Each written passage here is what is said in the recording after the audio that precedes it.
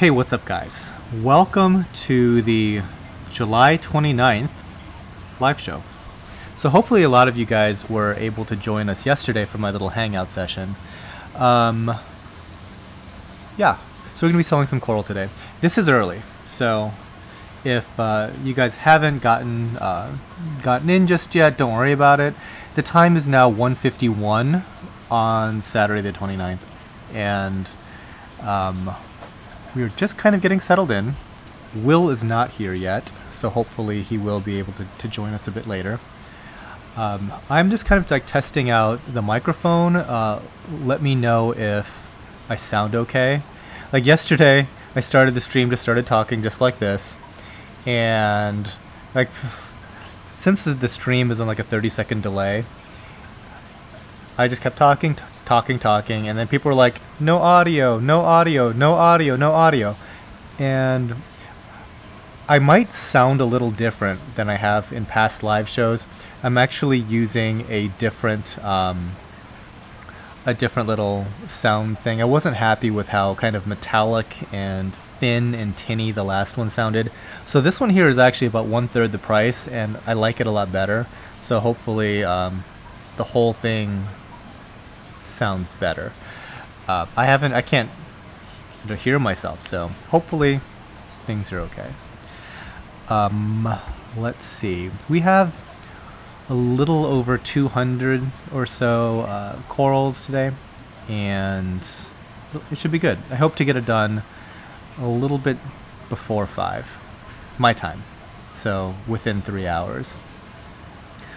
Before we get started, I'm going to say my quick thank you to the Patreon group.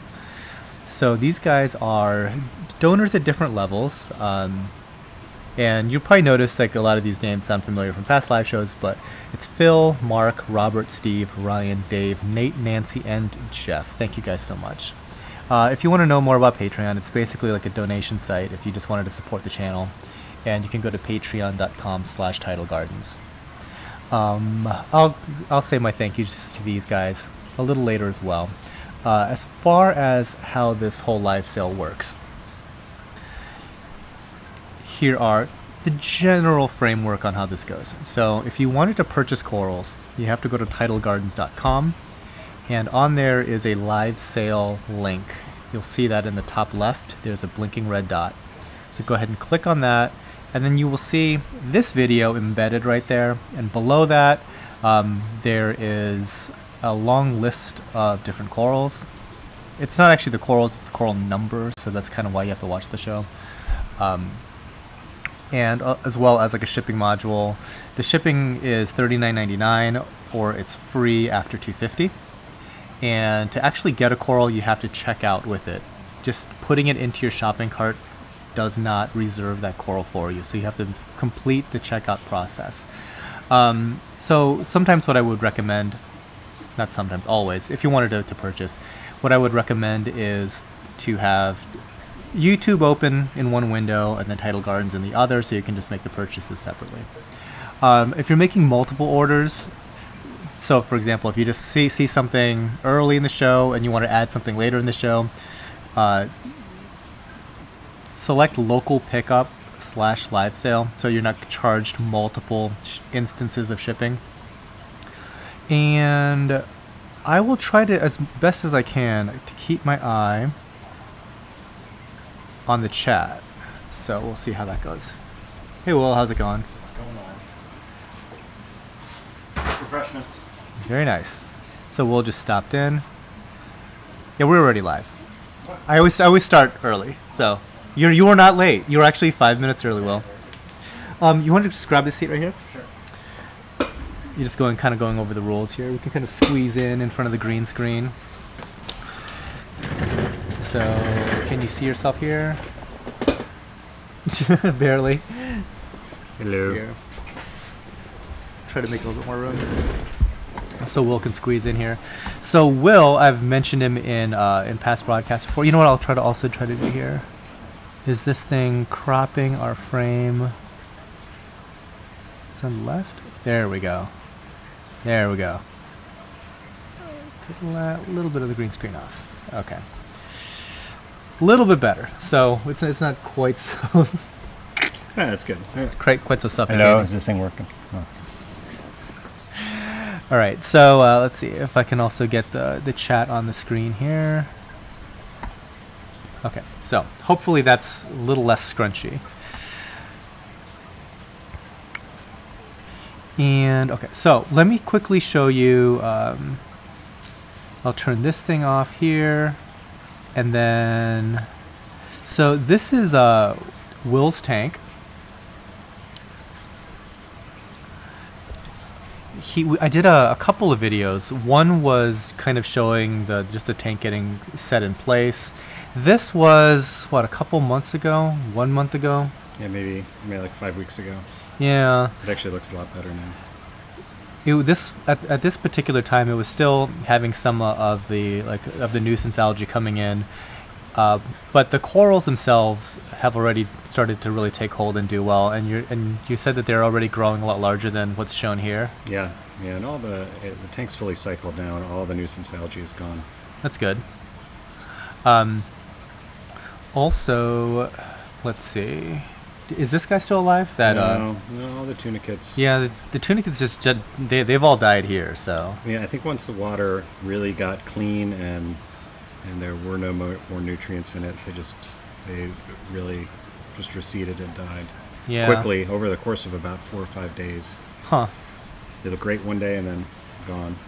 So I don't know what to feed them to keep them healthy. I did a little research and they say maybe it's silicates or phosphates, but I don't have either of those in my tank, unfortunately. And you stopped dosing the sponge? Oh yeah, thing? once they died, I stopped dosing the sponge power. Yeah. Because the corals seem to do fine without it. So Will's tank here, it's all Zeovit, or I'm sorry, not Zeovit, but Aquaforest. Yeah. And you've done Zeovit before, previous to this, and you've also done like the Red Sea carbon dosing stuff. Yep. And I kind of gave these guys a primer on your stuff before, as well as like doing a couple of those videos. So if we do have any questions, you'll kind of see those here. So welcome everybody, blah blah blah. And if I see any questions, I'll mention them. But anyway, I'll put some more video of his tank up later, but we can also get into some of this stuff here. So okay, so Ben is on the camera today, and unfortunately there's nobody closely monitoring chat, so I'm afraid if I miss the context of something and see something I don't like, I'm going to super ban. So I apologize in advance. On my phone if you want. No, that's cool. I mean, unless you just want to like just monitor it and see. So Will can monitor on his phone too as well. Okay, so Ben, we're looking at about less than a minute per coral, and just tell me which one you're going to move on to next. And if you guys have any particular questions about any particular coral, that's cool. I think I mentioned during my little live hangout thing yesterday that I was going to have a couple higher priced items. In general, we had a spring cleaning type sale 2 months ago, and this is kind of a little bit more upscale. Generally speaking, summers tend to be slower. So if there is something that's kind of rare that you were looking for, you might find it here, and you might find less competition for it. So works out for you guys. Okie doke. I'm just kind of getting settled in. We should be good. Turn up Will's volume, please. Yeah, so you have to like speak a little bit louder into there. All right. There you Can go. hear me now? That should be better. So you see the mic volume? You want to be a little bit above the -6. Okay, great. Just a little bit. Well, you got the whole mic on your side. I mean, Yeah, I know. You're Oh, done. we could put it over on your side. No, Actually, no, we okay. can't. The cord's like too short. You just want all the attention. I get it. I'm used to all the attention, I guess. Alrighty, so, oops, what did I do? Okay, so now I'm seeing the live. Good. Ben, you moving? That's not 1 minute. I give everybody such grief. All right. All right. So if that's 1 minute, let's drop that down to like 30 seconds. Let's try to move along. No, it's cool. I like the red ring. It's pretty. Yeah, This one's red and teal. Mm-hmm. Yeah, it's kind of hard to read just because it catches a little bit of the bottom that's white. But yeah, this is like a red and green trachea, and you'll see Ben like shine an LED flashlight at these things just to give you guys like a different idea of the lighting. So generally speaking, we have T5s over everything now. So a lot of you're not going to see like crazy fluorescence that you might under like a stronger LED type lighting regime. So these guys are just a little bit hard to see, and just to get them all into the frame, because they're roughly like 6-7 inches, some of them. Yeah, just like scooting the whole rig back there. But they're large.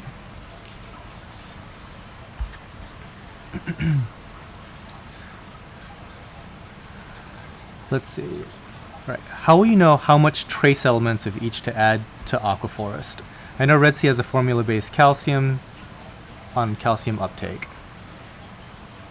So one of the things that I really like, and hopefully you can hear me, the ease of use of the Aquaforest system is one of the reasons why I switched from Red Sea and Zeovit. They use a balling system, and so all of the trace elements are keyed into alkalinity in a 3-part solution. So basically, if you test for alkalinity and keep it in check, and I normally keep mine between 6.5 and 7.5. I try and keep it right at 7 if I can. But if you do that, then all the calcium falls into line, all the rest of the ionic balance falls into line, and so do all the trace elements, and everything is happy. With Zeovit, I found it was a struggle to try and keep they would include all these additional trace element, packets, or you'd have to manually dose via drops. And I really liked Aquaforest, where basically it's all included in the balling system for the trace elements. And then the only stuff you have to dose separately is the carbon source, the bacteria, and then any food products that are appropriate for the corals that you have. I think that was one of the issues that I might have been having when I tried to do the Aquaforest stuff, was I was just doing some of the additives, but I wasn't doing the component 1, 2, 3.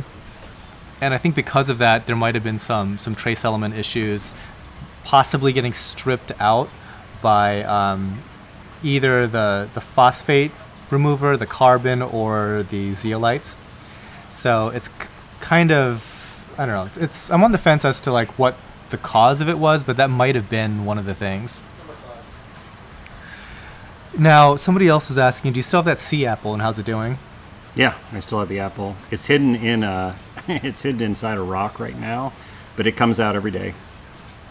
So for those of you that don't know, most people in the hobby do not have sea apples because they have this reputation for basically crashing one day. It's like a ticking time bomb of sorts, and when it dies, it gets highly, highly toxic, and just the entire system just completely dies as a result of the toxicity of these things. Now, Will's had his now for how many years? Like 3-4 years or something? At least 4. Yeah, so do you know what they eat?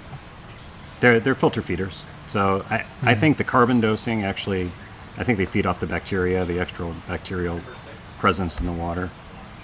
And all sea cucumbers can do that, but they say, if your cucumber starves to death, then it's probably not going to take down your tank. But if it's stressed out for some reason other than just low nutrition, then it probably will kill everything. Like if a fish is bothering it, or it gets damaged in some way, then that's when it'll turn its insides inside out. And so it is a type of a sea cucumber then? Yeah, sea apple is a type of cucumber.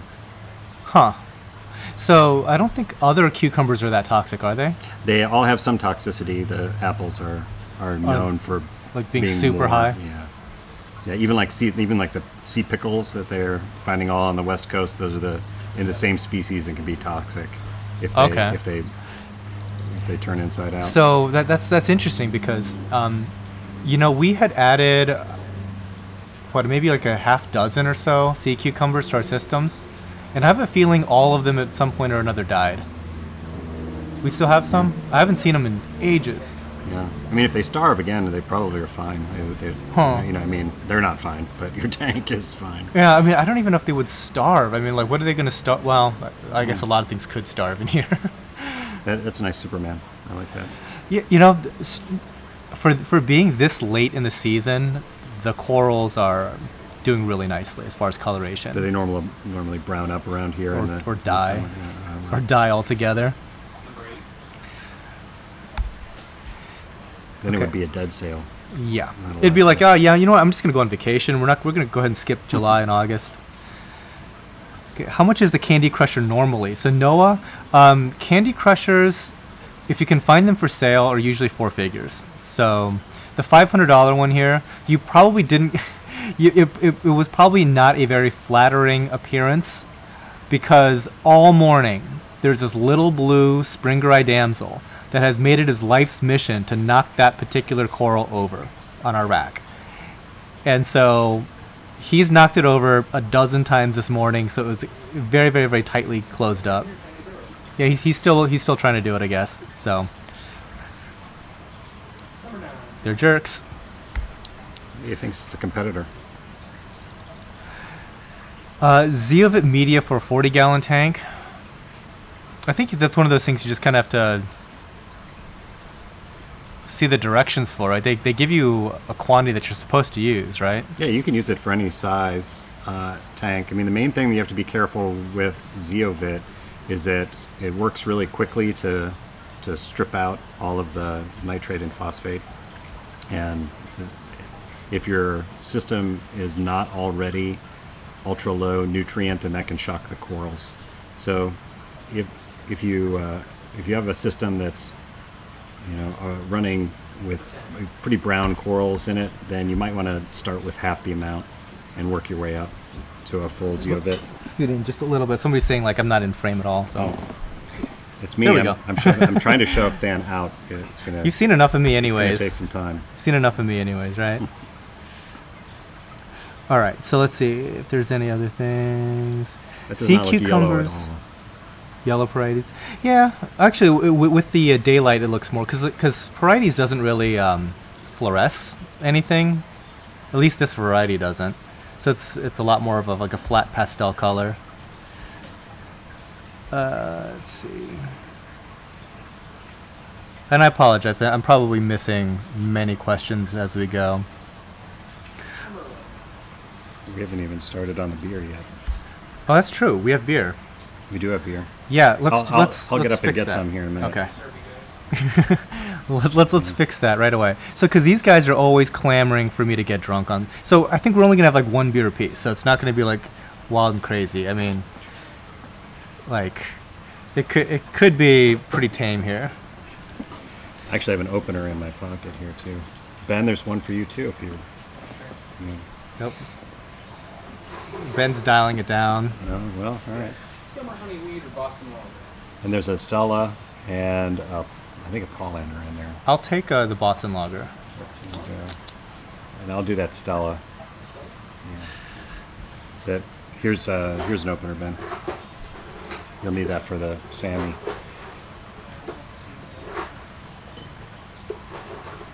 This right here. All right. So somebody else said, okay. So Guerrero Mouse says, can you use Aquaforest Phosphate Minus, ProBio S, NP Pro in a 47 gallons soft/LPS with 3 small fish, fed medium heavy? So that's the phosphate, the 2 things of the bio NP ProBio. Yep. Yeah, for sure. So I run it in my 75, and it's an all softy tank, and it's been great. The thing that I don't run in that, I have soft coral, and I have what else do I have in that tank, Than? I've got some LPS. Yeah. I've got like a torch and some hammer coral in there, and some Goniopora. But I run that one without the zeovit. I run the phosphate minus, I run carbon, and the minus NP Pro and the Pro BioS, and I think only 2 of the feeding supplements for that tank: the Coral Amino and one of the other ones, not Vitality and Coral Amino. And then on the SPS tank, I add to that the build and the energy and the zeovit. So that's only different. The zeolite. It's. Is it the They call it zeolite media. Yeah, zeolite media? Yeah. I still call it zeovit. Zeovit because. So this is totally, I guess, tangential here, but I guess like zeolite is used a lot in freshwater. Mm-hmm. Like that's been like a thing for a really, really long time in freshwater, and it's like such a seemingly a cutting edge thing here for saltwater. But yeah, I mean, like Ben, have you done anything with zeolite in freshwater? I think Chemicure is basically just zeolite. Chemipure is zeolite, huh? That's another Boyd product. Yeah. Number 13.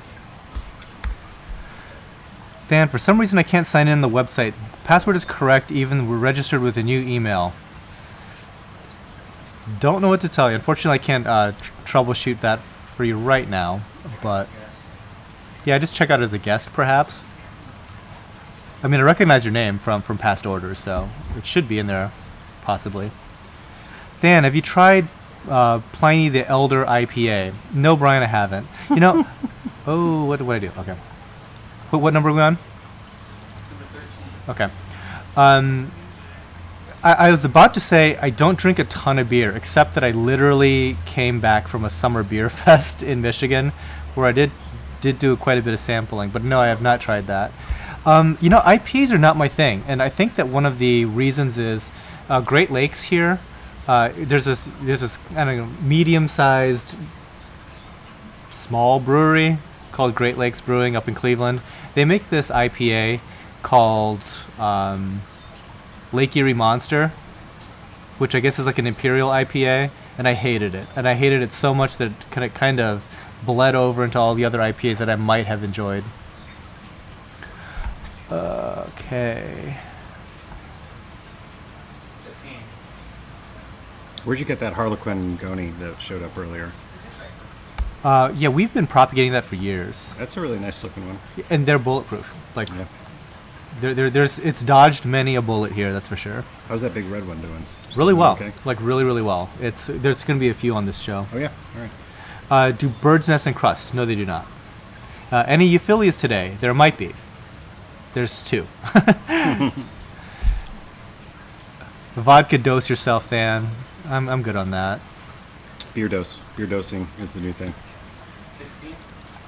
Low hop beer dosing. No, we've tried vodka dosing here, and it was not spectacular results. I have not carbon dosed now for, it's been 6 years in my tanks. I've had some sort of carbon source. I think I started actually with vodka.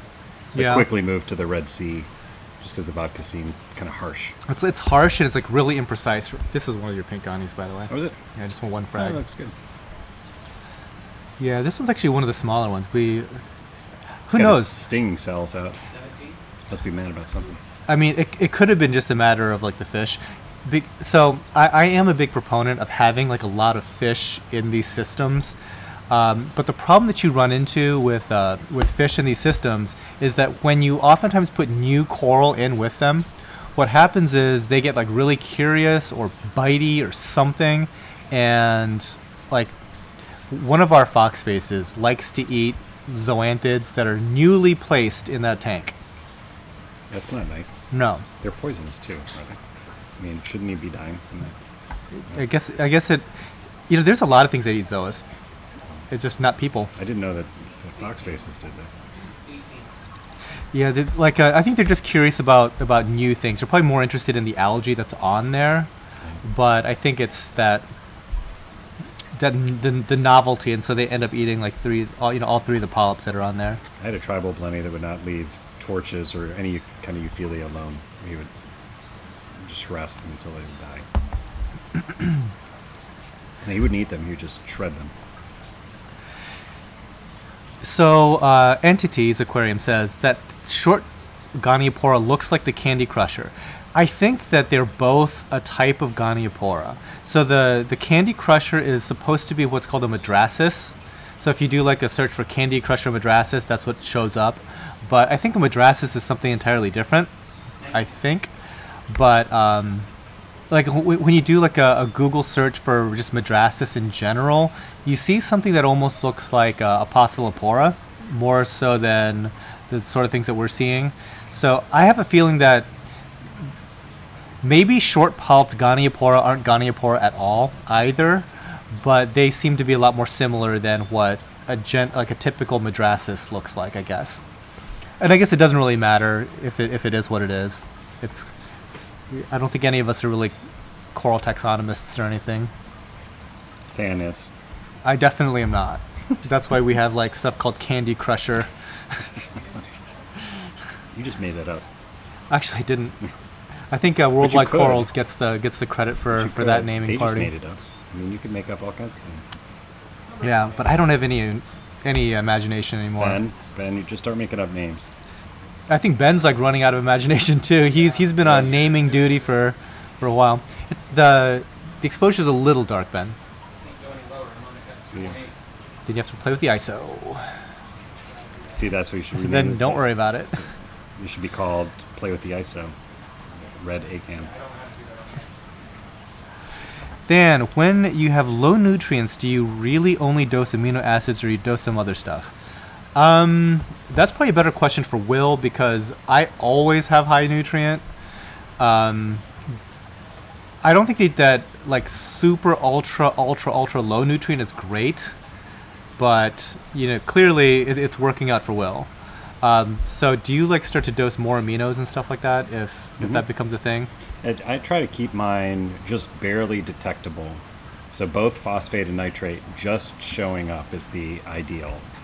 And on both of those, I mean, the LPS I keep a little bit higher nutrient level, but for both I dose some additional amino acid food and then usually some sort of powdered food, like they have what's called the AF Power Food, which is similar to like the BRS.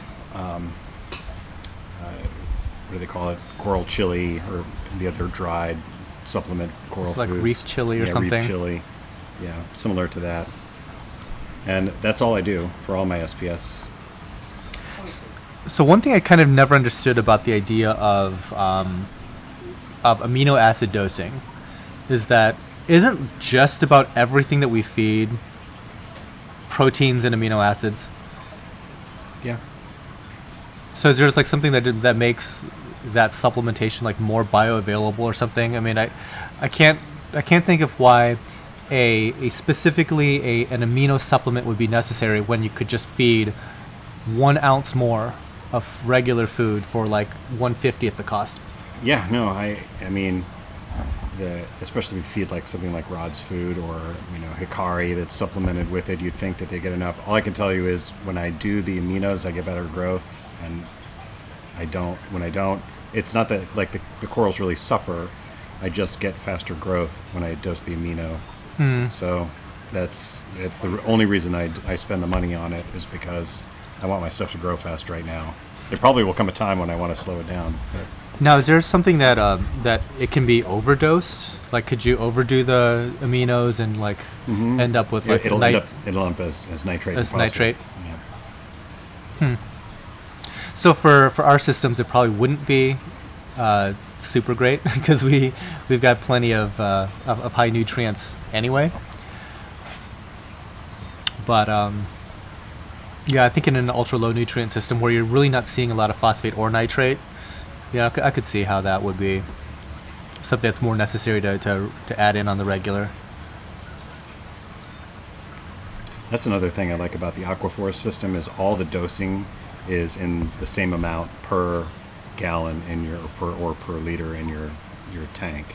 Whereas Zeovet and Red Sea, it was, for the aminos it was 5 drops per gallon or whatever. With Aquaforest, it's always 1 drop per 25 gallons in your tank, or per 27 gallons in your tank, and that's the deal, no matter what the supplement is. So you always know. Yeah, I did like that. And it just seems chemically smart. If you're going to design a product, why not make it so that the dosing schedule is basically equal for all of them? And none of the other manufacturers have seemed to figure that out. Just like make it as idiot-proof as possible. Right. I like idiot-proof. And yet, this idiot managed to do it wrong somehow. No. I mean, I bet you if you had started these systems from scratch with Aquaforest, you would have been fine. But starting in the middle, yeah, the changing of it. So this often comes up when we're talking about what salt do you use? And I'm like, it doesn't matter what salt I use, because if you change to my salt, you're going to have problems. It's like the changing of these different methodologies is usually where people run into problems. So, yeah, probably if I had started off purely with Zeovit or Aquaforest and built up from there, it would have been fine. But these systems have been running for years. And then to start to change that in really such a hard. fundamental level, yeah. They're like systems are like old men. They do not like to move fast, and they don't like change. And the only thing I found that will completely reset a system are just massive water change, and then ChemiClean. ChemiClean seems to sort of reset the entire system for me. So we talked a little bit about ChemiClean before. I had really good success with it, because it's a compound it's like a powder that you dissolve in tank water, and it's supposed to kill cyano, and it does kill cyano. It kills it really good, in fact. But there's always a question as to what it was, and on the packaging it says that it is not antibiotic based, and there were some people in Germany that said that it got held up for some reason, like with their essentially their analog to like a Food and Drug Administration. Yeah, I read that forum thread. Yeah, because they detected the presence of this type of antibiotic.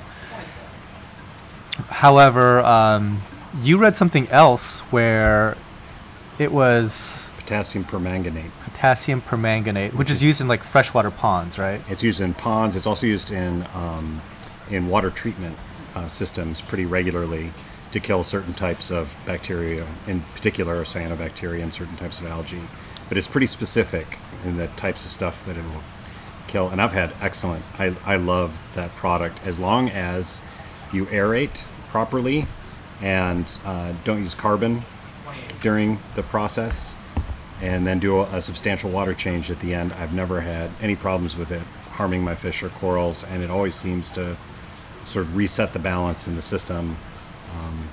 So are you talking about ChemiClean or? ChemiClean. Okay. Yeah, it does a great job. I've never tried the Yeah, potassium permanganate. I'm not going to risk it. Right, that's a disclaimer. It's like, we think it's potassium permanganate, but we're not so sure that we're going to... I don't buy that it's an antibiotic, because if it were, it would kill all of the nitrogen cycle bacteria too, and that would be really bad for everybody in the tank very quickly. And you would immediately, if you reset your cycle to the beginning like that, then you would go through all the trouble that you do with a brand new tank. And most of the time that you see antibiotics used in aquariums, I don't know if they're dosed directly to the tank. I think they're usually used in like dips and stuff like that. Sure. Right? You're not like running it through your entire system as like an overall tank treatment. Not that I know of anyway. I could be wrong. I mean, I've never done it that I know of. Unless sterilizers are antibacterial, but you don't kill all the bacteria in the tank all at once. Right, because the bacteria has to physically go through the thing. And some of it's in the rock and in the most substrate, of it is. right? Yeah. Or in the rest of the column. So. Okay, so Tim Webb is asking, Dan, my tank will finish cycling with Red Sea mature on Tuesday. Oh, so the way shipping lines up with today's live sale, I'll be ready for frags. Bye today. Is this fate? It is. Buy and buy often. I need the money. That's great. Just keeping it real. Advice. Keeping it real. You need to support my lifestyle. Okay, so Nils 31. I need to get like an actual studio. So like that's like give everybody their own space and everything. Have you used lanthanum chloride for removing phosphate? I have not heard of that before. No, I have not. Lanthanum chloride. All I've used is GFO, and as Ben mentioned earlier, ChemiPure, which has got a blend of carbon and then a phosphate remover, and then I've used phosphate minus from Aquaforest, Zeovit, and then the only other phosphate reducer I used, I think it was a Brightwell product. It was a liquid phosphate remover, but I've never heard of that one. Yeah, when it comes to messing with a lot of different types of chemistry, I generally do not. I kind of keep it like caveman simple with like really, really old school, ultra fundamental Berlin method type stuff. And I think a lot of it has to do with how kind of uncontrollable the nature of these systems in a greenhouse are. Like there's only really so much you have that you can really control, and once you're starting to get into some methodologies that require any degree of real precision, stuff starts to break down here. So we're generally a little bit less adventurous when it comes to that. Okay.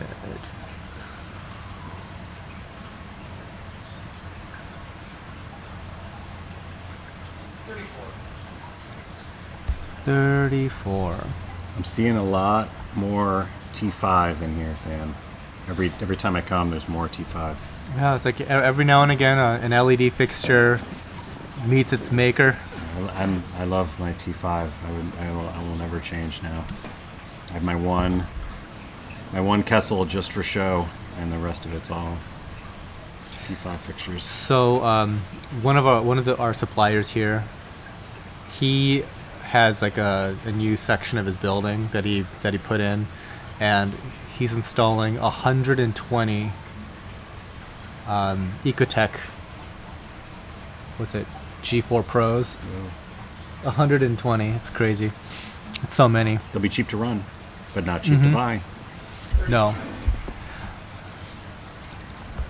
I mean, I think when you're buying in that volume, there's obviously some volume savings, but anything multiplied by 120 that has a list price of $900 or whatever it is, it's going to be a heap of money.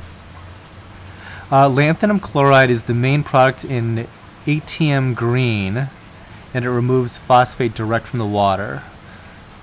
So a filter sock and skimmer takes it out.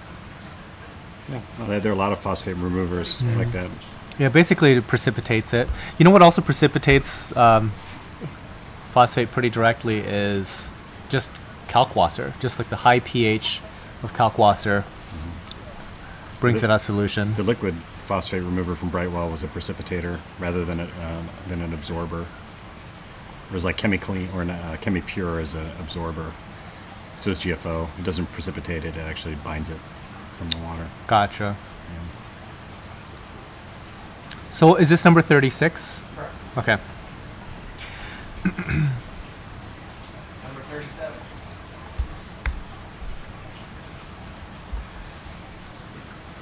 What are your feelings on Chaeto reactors for nutrient export? Have you ever done Chaeto before? Like kept that in a refugium or kept that kind of tumbling in some side tank? I've had some macroalgae, but I've never kept it in a refugium or sump just to absorb nutrients. It's never been my thing. I've always been more of a biological method or chemical method rather than organic. Number 38. Yeah. I've heard good things from the folks that have tried it. So Chaeto is supposed to be like one of the most efficient. I think that's why it's fast and efficient at removing nutrients. But I think that the issue that I have with it is I have so many herbivorous fish in so many different tanks that I really don't have space where it can grow unfettered like that. So it just one day kind of just gets whittled down to nothing. I heard it really takes a lot to to remove a huge amount of nutrients from your tank anyway. But the advantages are if you run it overnight on an opposite cycle than the light schedule in your tank, it actually evens out the pH swings up and down. And also it provides sort of a refuge for, copepods and all that stuff. That was always the kind of like the biggest benefit to macroalgae that I've seen is just the proliferation of microfauna. But then people tried Clerpa and it would bloom or try and reproduce and then cause all kinds of problems in the tank. I think that's why they moved to keto. I could see that. Hold on one sec. I'm going to fiddle with the camera for a sec. So we're moving to 40, is that correct? Yep. Okay, one sec. Yeah. Stuck.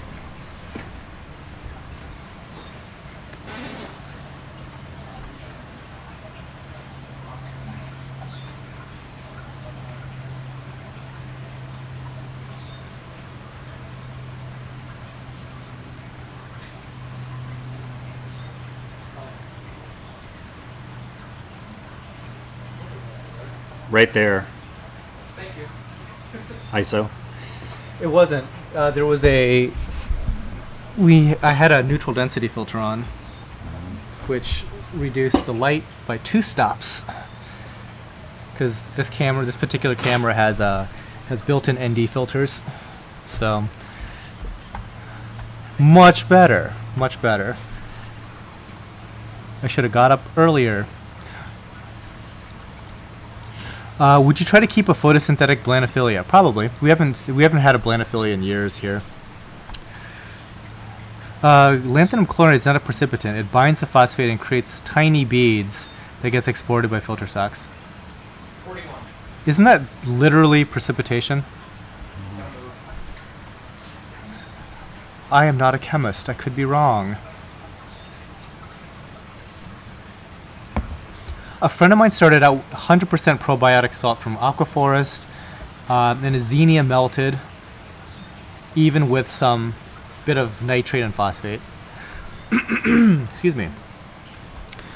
Xenia can melt for any number of reasons. In Will's tank there is some xenia still, right? In the LPS tank, it's actually out of control right now.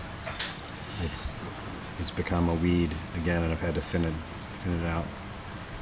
But I've never. I mean, if you get the nutrients really, really low, then yeah, you'll destroy your xenia. Yeah, but for a while there, I think before you got the big tank, I remember that like the xenia that you had, it was alive, but it was like a quarter of the size that I would expect to see here. Yeah, zeovit, the excessive zeovit that I had, because the recommendation for the zeovit system on the amount of zeolite media versus Aquaforest is much higher, and that really reduced the xenia population in my tank for a while.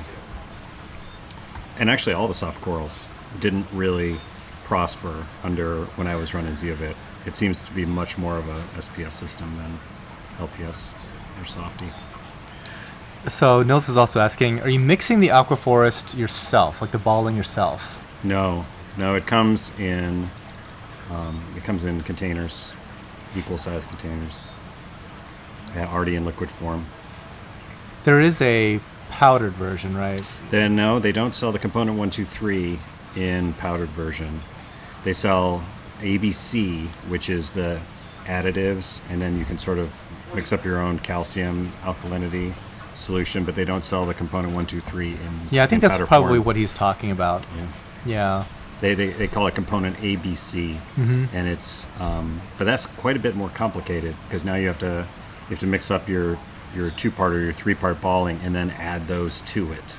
And so those are not complete in and of themselves. I just really like the bulletproof, already mixed up, ready to go. And I think part of the reason they do that, and it's the same reason some other manufacturers leave it in liquid form, like ESV Bionic sells it, but they sell a concentrated liquid rather than powder, is that in their lab they can actually mix a higher concentrate than you can at home, either using temperature or but the solutions are just much more concentrated than the mixed up powders. I always thought it was just a shipping thing. Like for ESV, I remember we're going to send you like a gallon container, but it's only going to have this much in it. And you add the RODI. Yeah, you add your water to that to make the solution. Because I mean that was the worst part about some of these products is that it's like 30 pounds of liquid that you're shipping. I've been running mine now. It's been almost 4 months, and I'm just getting to the end of my first batch of component 1, 2, 3. So if I have to ship it twice a year on a 300-gallon tank, I'm going to be okay with that. Yeah, I could see that. Shipping is brutal. Like, people complain about shipping all around. A lot of places are doing, free shipping, though. Well, it's included in the price of the product. But yeah. You can buy it on Amazon expensive. Prime and you get it free 2 day. I mean, like, we offer free shipping after a certain price point. It's after $250, it's free. But, I mean, to put it into perspective, we're getting a shipment of styrofoam boxes in order to sell coral, right? The freight on the boxes is almost $1,000. Like, for the styrofoam boxes. Yeah, Nice. for the boxes that again are included in the shipping price. So, like, in addition to however many dollars per box for however many boxes, just the freight alone for that quantity is like That's nuts. like near 4 figures. And that's not even obviously counting the FedEx overnight shipping of those boxes. So yeah, you just get crushed on shipping, and so that's why, like, whenever I see things like the liquid concentrates and stuff like that, it's like, yeah, because even for like a big warehousing type wholesaler, like, they don't want to take a skid that weighs like 4 tons or something like that.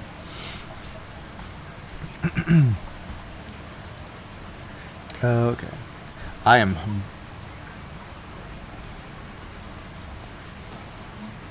need to catch up here on ZChat. We need a high-end LFS, and then we wouldn't have to worry about it. Not somebody's backyard project. And everyone's just got reef crystals. That's pretty much it.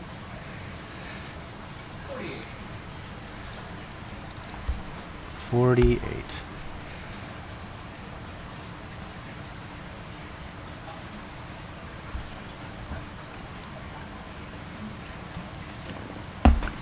Rossi's Reef. Those Duncans are gorgeous. Yeah, they're definitely showing full extension. I love how some corals will actually happen to look good on stream, because I only notice them when it's like, oh, that coral is completely shrunken, or because one bad thing about the way that I do this hobby, unfortunately, it's like 99% of everything in here is doing pretty good.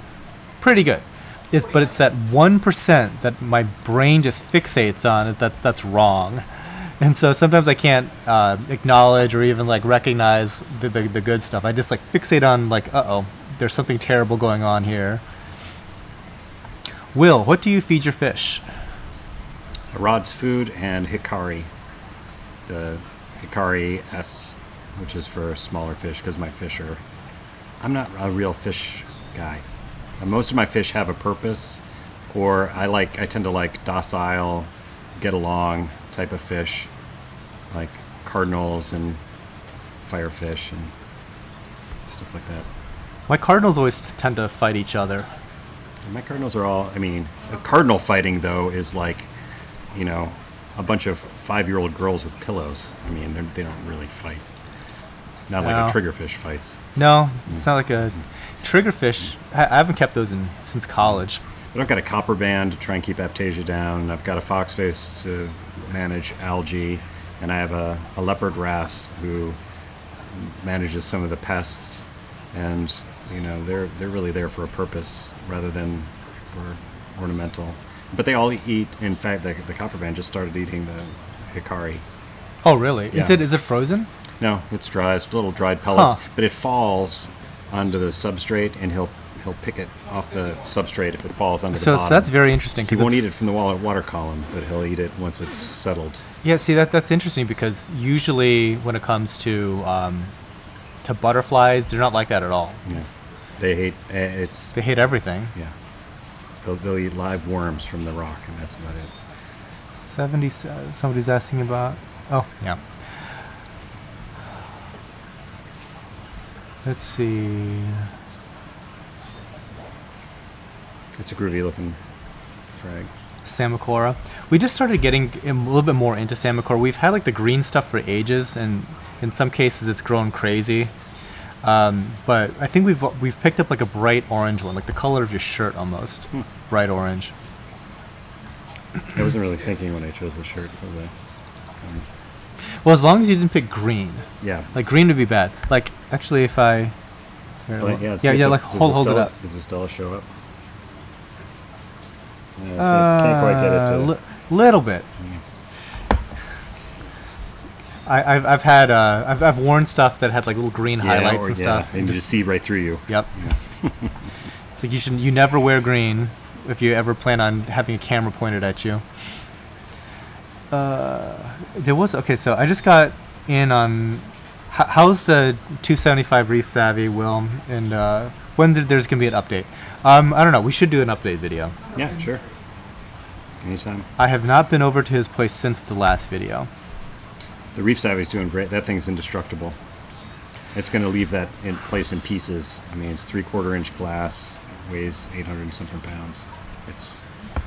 Now, I've never spoken to Felix personally, but I think that when Macna rolls around, I'm going to make it a point to stop over at his booth and have a chat with him, because I'm going to be looking at getting some new tanks. And I mean, Reef Savvy is very expensive. It is at the tip top of the pricing spectrum, but they do make it a superior product. I mean, it's really, really high quality stuff. It's them. I like Miracles. And somebody from I think Coast to Coast had also contacted me, and they're also like a premium. They're up in New Jersey. New Jersey, yeah. So I'm gonna have like a conversation with all these guys when it comes time for me to get my next tanks. But I'm curious as to like how big they can make a glass tank, because I'm not gonna do acrylic. I'm gonna do glass, and the largest tanks that we have here are 240 gallons, and they're 8 feet by 4 feet, and 1 foot tall. Felix has got stories. He can tell you these giant, install with a crane tanks that he's done, and really insane, huge. Huh. Yeah. So I don't know how big. He's an interesting guy. Spend many hours on the phone with him. That's what I really liked about that experience with him, was he was so meticulous. I mean, I have to be a small portion of his sales for the year, but he spent a couple of hours on the phone with me, going every detail, what I wanted to do with it, how we should design it. He would call me back the next day. He's like, I got a crazy idea. Here's what we should do. That was really, no other manufacturer that I've worked with has ever done that. That engaged. That's good. And I appreciated that. It was for the money. I mean, you'd expect that, but he really. Well, there's a lot of things that cost a lot of money that you don't get that. Yeah. Like, I've pre-ordered a camera. It's supposed to come out sorta soon. No ETA. Nobody to talk to. They're not custom building that thing for you, though. That is true. You're charging the same. Yeah. It's the same money.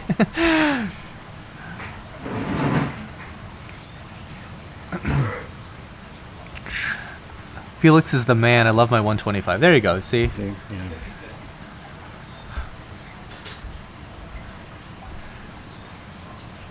And for anybody that's wondering, I'm not getting paid by Reef Savvy.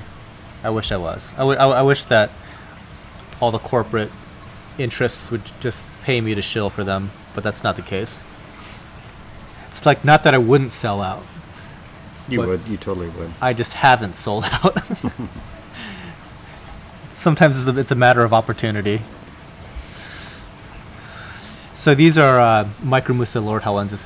I think this is like the first coral I've actually talked about. But they used to be Acanthastria, and they recently got reclassified as Micromusa.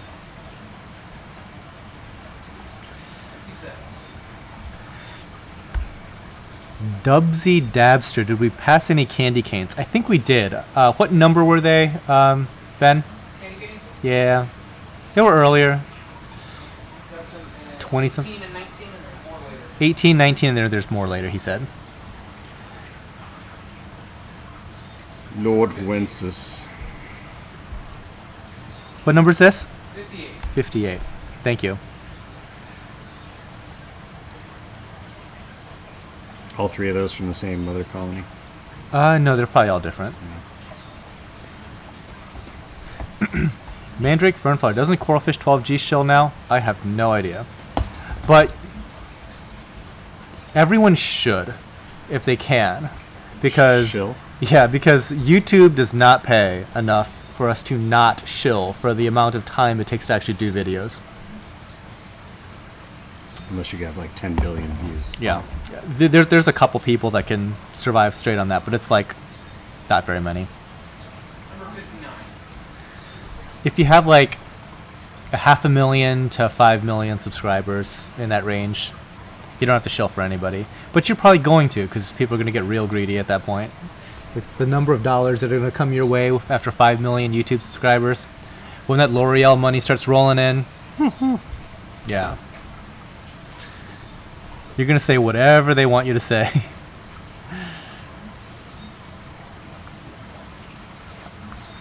Number 60. Define shill. I say that lovingly. Engineering aquariums. I mean that's any kind of like corporate sponsorship. I say it very jokingly. I think it's like I think that type of sponsorship is A, completely fine, and B, it's going to be kind of necessary because these days the amount of, like I said, time and resources that it takes to actually do a YouTube channel, it's essentially a full-time job. 61. This broadcast is sponsored by the cheap Belgian ale, Stella Artois.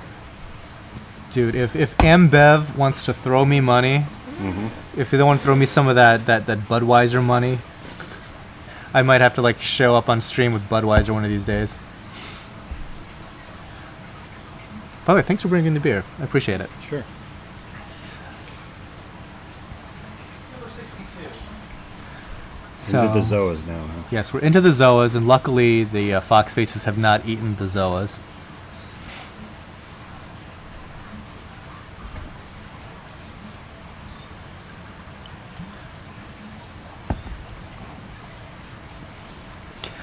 Yeah, engineering aquariums. Like usually when people say shill, it's used when I think a company itself is trying to promote their product or service, and they're trying to make it seem like they're not doing it. So there is some kind of a little bit of misrepresentation or a lack of clarity on what their interests actually are. So that would be like me hopping onto I don't know, like a popular message board. Insert your favorite message board, Reef Central, Reef to Reef, whichever, and I just start chatting up people about coral and throwing like references to tidal gardens constantly to try to like drum up. That is shilling, and that's actually against most forums policies on posting. So I heard Tidal Gardens really has good coral. That's where you should go. TidalGardens.com. TidalGardens.com. This is 65? 65. Okay, so I messed up a little bit earlier. Sorry, guys. Sorry for the confusion. There's some... This one is 65. Okay. I thought it's annoying when a good YouTube turns into nothing but shilling. Yeah, you can thank to some degree YouTube for that. Every single video for the last year has been an ad. So the ads bother me less. Okay, this is my YouTube rant. So here we go. There's certain things that you have to do that YouTube wants you to do in order to get followers and viewership. And it's just stuff that I probably will not do, but effectively some combination of a clickbait title, clickbait thumbnail for the video, 67. and me acting like a clown and posting videos every day. Some combination of that or all of those things together will make for a successful YouTube channel according to YouTube. And that's why you're seeing more of all of those things. You're seeing more over the top stuff. You're seeing more clickbait. You're seeing longer videos that aren't necessarily better videos. They're just longer because 10 minutes is the magic number, blah, blah, blah, blah, blah. So people are trying to like reverse engineer what YouTube's suggestion algorithm is. And unfortunately, a lot of people have more or less figured it out, and that's why you're getting what YouTube wants you to get, 68. which some people might have a problem with because a lot of it is like trash consumable daily junk. And you know what I'm talking about. If you spend any time on YouTube, there's a lot of junk on YouTube that is doing extremely well. Face shield, is it a good idea for fragging? I guess it's a good idea. I can tell you that nobody does it. Do you propagate with the face shield? No. But it's a good idea. It's a good idea. 69. Especially the more toxic stuff. It's like seatbelts are a good idea. Yeah. And zoas are really poisonous. You know, and the paleys too. I think palies are a lot more so than zoas, but I mean it's a risk for sure. I mean I've picked up paleothoas before, just you know, just to take it from point A to point B, and it's like, ooh, I feel gross right now. Like there's like something wrong with my guts.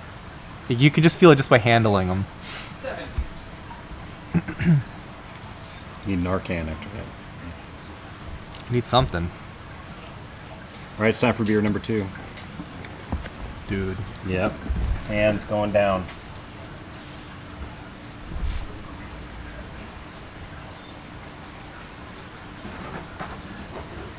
What number are we on? 70. Cool. Guinness. Yeah, cool. I'm cool with Guinness. Thanks. Thank you.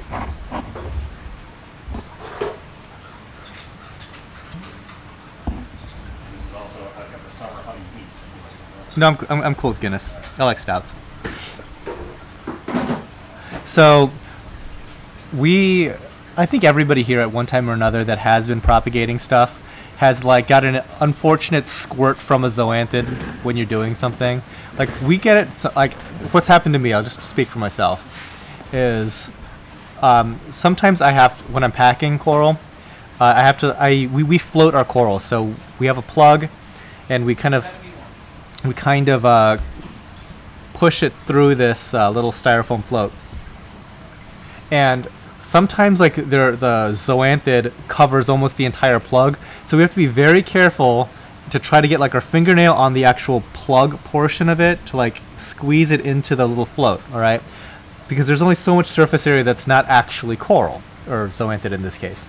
And what happens sometimes is like it's really kind of like a struggle to get it into this little float, and when we finally do, it like snaps into place. And when it snaps into place, the thing like just squirts water in every direction, and it kind of went into my mouth, and it went into some other person's eye, and it's like, huh, this could go poorly. 72.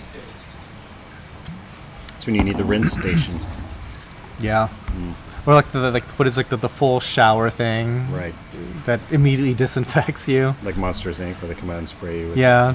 Like, shave your whole body. no antidote for paleotoxin. It does a whole bunch of stuff. Like there's a guy locally that has like some serious problems from paleotoxin poisoning. Like he probably got I guess infected, or is the wrong word, but like I guess exposed probably 7 years ago or something like that, and to this day he's having problems. It affects neurological function, it affects muscle control. It's not just neurotoxic, it's cytotoxic, so like it just starts to break down certain like cell types and stuff. Yeah, it's really devastating. So he's had like all kinds of issues. So back to that face shield thing. Yeah. Maybe a whole body suit.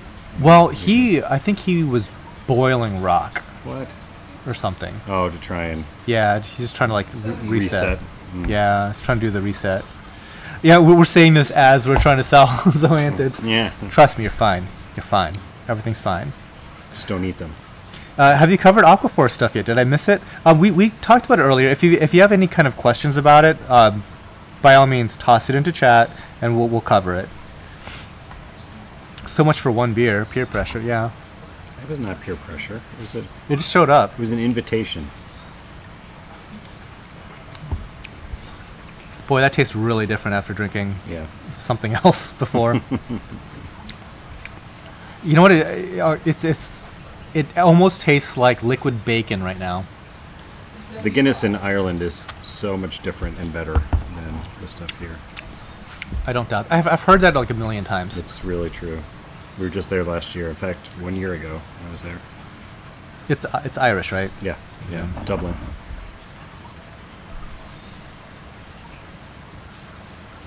You're losing the green screen behind Will. What? Oh yeah.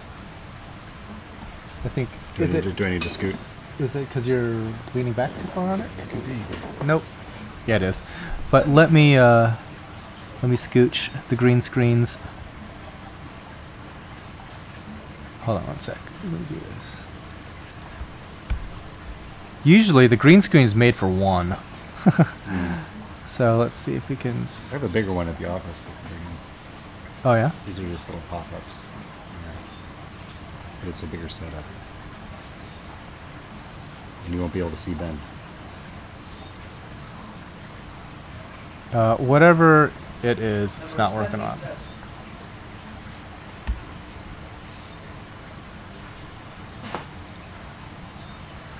So 77. Yeah, it's weird. Like, oh, derp.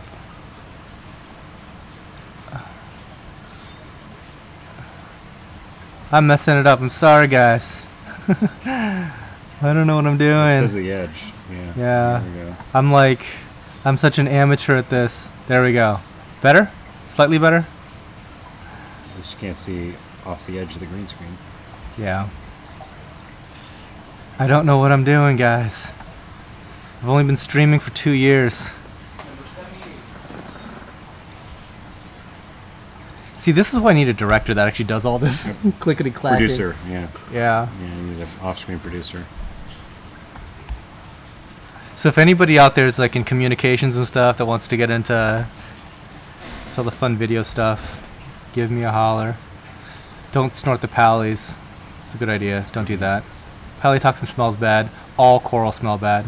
So onto Aquaforest. What's the difference on the A, B, C, and the 1, 2, 3? Okay, so we did talk about this, but let's go ahead and answer Tim Tank's question. 79. So what is A, B, C, and what's 1, 2, 3? So the 1, 2, 3 is it's a complete solution. It's got calcium, alkalinity, plus reef salts, and all of the trace elements added. The component ABC is meant to be added to either a calc reactor, a calcium reactor, or two-part to supplement for the trace elements and all the other stuff. So it's not a complete solution. You need the ABC plus your calcium, alkalinity, magnesium, and other major elements. So the 1, 2, 3 is a one-stop shop, and the ABC is meant to supplement other methods of calcium and alkalinity supplementation. But like for you, that's what you would use because you've got calcium reactors here, which are just a lot less expensive than dumping a bunch of chlorides into the tanks. Right. But you're missing all the trace elements maybe. Well, I mean, you're doing a lot of water changes, so you're probably getting it anyway. We're starting to back off of that now. Yeah. And it's actually, so sometimes like you can't overdo it. And I think that we might have been overdoing it because we're actually seeing some benefits to having backed off. We do roughly 3 per week now, rather than like 6. That's a lot. I mean, 3 is a lot. I do 1. I do 10% per week. And I think that's a lot. Well, I should say that like we do 3 water changes, but there's 5 systems. So Yeah. it's you're probably still doing as much, if not more, than we are. Yeah, in total volume. But so like three water changes for us would be almost 600 gallons. What is that percentage-wise? That'd be a little bit over 10%. Okay.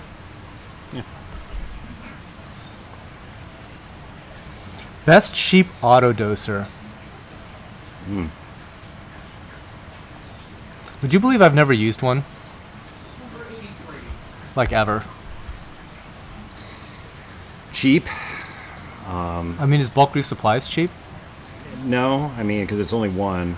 The bubble magus is probably the least expensive, but it's not what they have a new. They actually have a new doser. Let me look it up here. that's pretty inexpensive and is supposed to be good. I have the dose, the Neptune Apex dosing pumps. That's a few $100s, right? Yeah.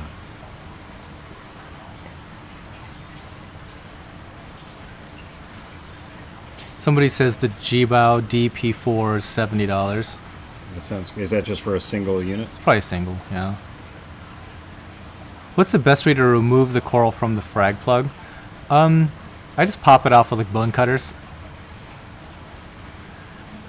So AI Commander is asking, Fan, please ask Will how he manages humidity.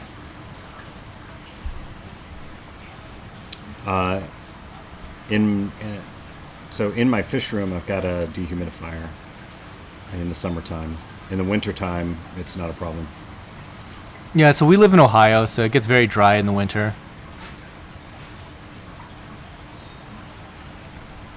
The X4 Wi-Fi from Camor is supposed to be a pretty cool thing, cool unit. Yeah, so yeah, these are all in like the $340 range. Yeah, for 4 units though. Yeah. Okay, so the DP4 is 4 heads. I've never used it. Yeah, I have a GHL was my original one. If I was to choose anyone, I'd probably go with the Dose as well. Supposedly they have very good motors. They're huge. Yeah, big motors. The liter meter always had good reputation, but it's a single. Yeah, Spectrapure liter meter. But not cheap. Yeah, everybody's like, so this is 30 seconds behind. So everyone's like, no, DP4 has 4 dosing heads. Like, sorry, I don't know. Did you bow? The DP4 does? Yeah. Will, how's your growth with ultra low nutrient? With less symbiotic algae, would you expect slower growth? You would, but it's amazing how fast this stuff grows. And I think that's part of just the food supplementation. So I guess, you know, we'll figure this out off stream, but let's figure out like a visit time, and then I'll shoot your tank again, and so we can compare the growth from like the last month-ish, and because that's actually going to be one of the a minor topic in another future videos. I think that people should have some sort of video log of their tank, because our memory is really poor. Like, human beings are really bad data collection and data storage devices. And there was a time where I had remembered a coral in my friend's tank, this Goniopora, and I asked him about it, you know, how's your red Goniopora doing? And he's like, I never had a red Goniopora. I had a green Goniopora.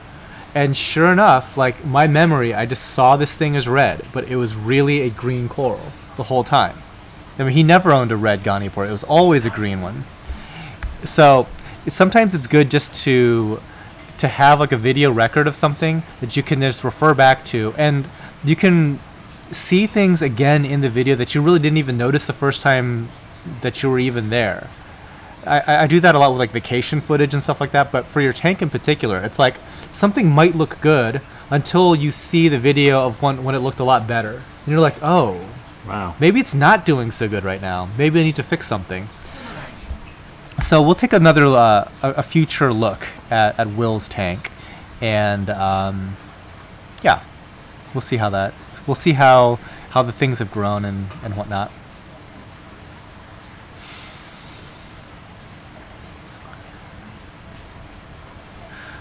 Okay, how to take xenia off of a coral and attach it to rock? All you need to do is take that plug and put it on the rock that you want, and that xenia will make its way onto the rock in no time. That was for geraniums. They move like enemies do. You don't have to give them any assistance. They'll do it on their own. How long should I acclimate a conch? I'm really fast when it comes to acclimation. I don't usually do anything for more than 20 minutes. That's just me, though. Yeah, all my invertebrates like that. Yeah, 20 minutes to a half an hour with drip. And seems to be... I usually measure, though, the salinity of the incoming water to kind of see how far off it is. And it gives me an idea. I may have to go longer. like a lot of local fish stores keep their salinity really low, and Yeah. then I acclimate a little bit longer. Yeah, a lot of the times the low salinity is to try to like knock ick off of fish. Yeah, exactly. It's but then if your tank's a lot higher in terms of not alkalinity, salinity, but if you're acclimating, then you may just want to go a little bit longer to get it up to speed. Dan, has your opinion of ultra low nutrient changed after watching Chasing Coral? Yeah, I guess I was never a huge fan of it to begin with, but have you seen that documentary, Chasing Coral? Yep. So when they showed like the reef when it was like super bright and like ultra low nutrient looking, I was like, it looks amazing, and then you kind of just see it collapse after that. Yeah, it's unhealthy. Yeah, it's in a state of it's almost like you're kind of like gaming the coral biology to make it look at its most appealing, but at the same time it's probably not the most healthy. And the fear I have is that the coral is at this precipice of it just a little bit more, and then all of a sudden it's straight downhill from there. And I kind of think that like ultra low nutrient is trying to like achieve that like razor's edge balance right at that brink where you're getting maximum coloration, but not necessarily like an overall robust coral. And I was telling these guys, like, you probably will disagree with that, considering that that's kind of like where your tank is. No, I mean, that is exactly what we're doing, and it's pretty common in agriculture too. You know, with flowers, they'll actually stress plants to make them flower and to get the best colors. And definitely the corals that are on the reef that are suffering for both high acidity and high temperature are stressed. And ultra low, very low nutrient systems also stress corals, but you're also providing for them. Interesting. Ben, could you check the HDMI? If it got bumped or something? It just went haywire. Yeah, there you go. It was like, what? Oh, I am not that drunk. We were just in Yellow Submarine there for like 1 second. That's pretty cool. It's like, boy, that's a new one. I actually try. That's why I try and keep my nutrients just detectable rather than completely gone. I want them just in the range where you're starting to get a little bit of brown or a little. You're starting to really see the buildup of symbiotic algae as opposed to stripping it all away. But yeah, it definitely is a balance if you want the intense coloration for hard corals. Yeah, actually, I never thought about it in reference to agriculture, because when you're talking about like grapevines for wine, the healthiest plants aren't necessarily the best grape producing ones. Like, you want them to almost be desiccated, and that's why like droughts are the best things for certain wine regions. And yeah, the grapevines around here grow great and make terrible wine. Yeah, where they're under stress out west in the Napa Valley, that's what they do. Awesome. And that's why like 5-ish is like one of the best years for Bordeaux, because it's like it was like the 5th consecutive drought season, and so you have these ancient vines that are basically drawing water only from aquifers 1,000 feet down in the ground, and super stressed plants made the best grapes. So yeah, we don't have like the ability here to do I guess super refined I guess like coral keeping in that sense compared to like a home aquarium. So unfortunately we have to keep it a lot more vanilla. Than, how do you remove mushrooms from live rock? Can they be cut off at the base? Certain ones can. Discosoma probably could. Some Rhodactyses maybe. It's probably better just to cut the rock, to be perfectly honest. Ethan Bean, or nope, I'm sorry, Paul Himmelman. Can I specify a shipping date? Yes. Just send, after you place your order, just send me a follow-up email with your order numbers and just say, please, send this on such and such date for such and such delivery, and we shall accommodate.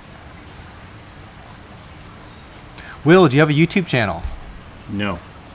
There you go. I use Thans. I don't. Yeah, you have to go through me, I guess, for all that. After all of Than's bad mouthing of YouTube, I'm never going on YouTube now. It's a waste your time. Your kids, however, might have a future on YouTube. Yeah. That Well, might be a thing. They watch it all the time, for sure. YouTube is very much a young person's game. The teen YouTube channels, oh my gosh. Yes. It's really bad content. And they're all mega millionaires. So stupid, the stuff that they say. Yeah, and you know what? Don't even blame the kids. Blame YouTube. Yeah. That is what they want. They're big because YouTube said so. It's the algorithm is almighty when it comes to who and what is popular. It's like if you're wondering why, it's like this clown on YouTube is popular. Like the correct answer is YouTube. End of story. YouTube is the only reason why that person's popular. Their algorithm has said so. Okay, rant over. No, nobody's salty. Nobody's bitter. This is not done yet. I can tell you're gonna. Nobody's bitter. It was that Guinness that pushed him over the edge. It's fine. People. It's fine. Everything's fine. It's.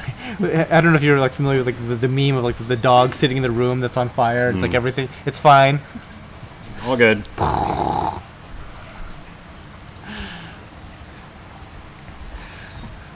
Ben's trying to keep us on track over there, but He's like all he's business. like he's- 103.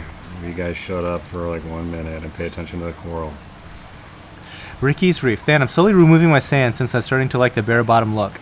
Will that have any effect on the beneficial bacteria? It will. Will it matter? Maybe not. 10-year-old tank. Ricky's Reef. 10-year-old tank. Yeah, I mean, you probably want to do that slowly just to give it some progression, but it'll be fine. I mean, a lot of our tanks here are bare bottom. It's going to be a lot more maintenance than you're used to, though, to keep a bare bottom clean. I like substrate. I've always been a substrate guy. But I do like the look in here. It's funny because I want to transition to more towards substrate, and these guys want to keep it bare bottom, like my mother and Ben. So I got outvoted on that. I'm slowly... oh, sorry, I read that one already. Than, have you seen Richard Shen's brightest colored SPS? Something about the Aquaforest Facebook group. So first off, I'm not on the Aquaforest Facebook group. I don't think I'm on anybody's Facebook group, so nothing personal. Richard Shen, obviously, so I have not seen it. I bet it looks fantastic. I have no doubt. Rico's Reef. I'm late. What's up, everyone? What's up, Rico's Reef?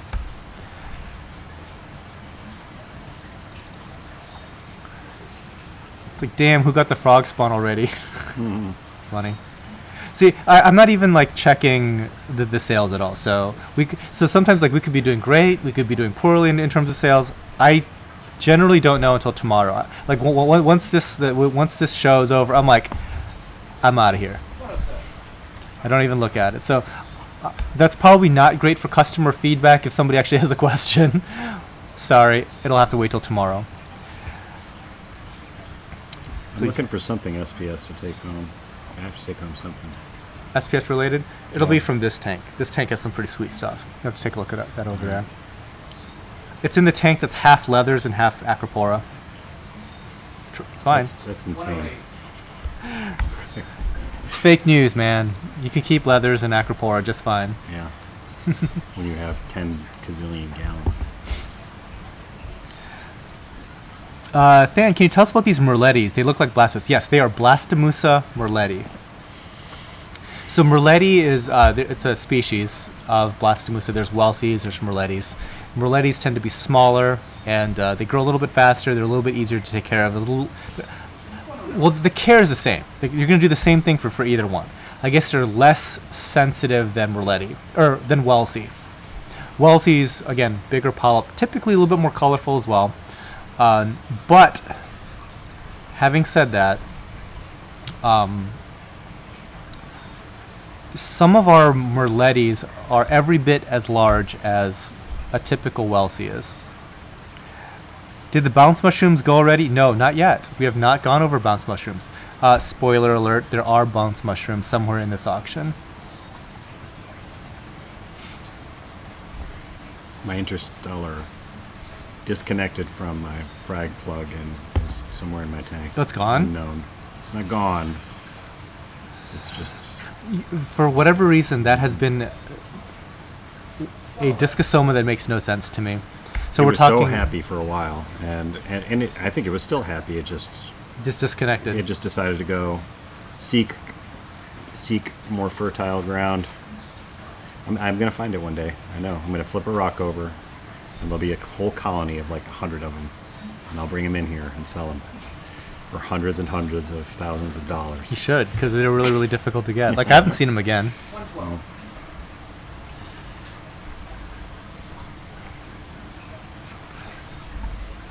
Are you talking about the intergalactic? Yes. Interstellar. Interstellar. We have one. One. There were a whole bunch on that rock. We had a bunch. We sold a bunch. We tried to propagate some. That went poorly. Yeah, when you split them. 113. Not even that. It was just like they just kind of disappeared over time. You know, stuff happened. One guy like just dropped a whole bunch of them on the floor. Oh. I'm like, what? Oh, What are you doing? wrong coral to do that with. Like, how did you even do that? It was not Ben. Somebody else. He's not here anymore. He's not with us anymore. Not after that.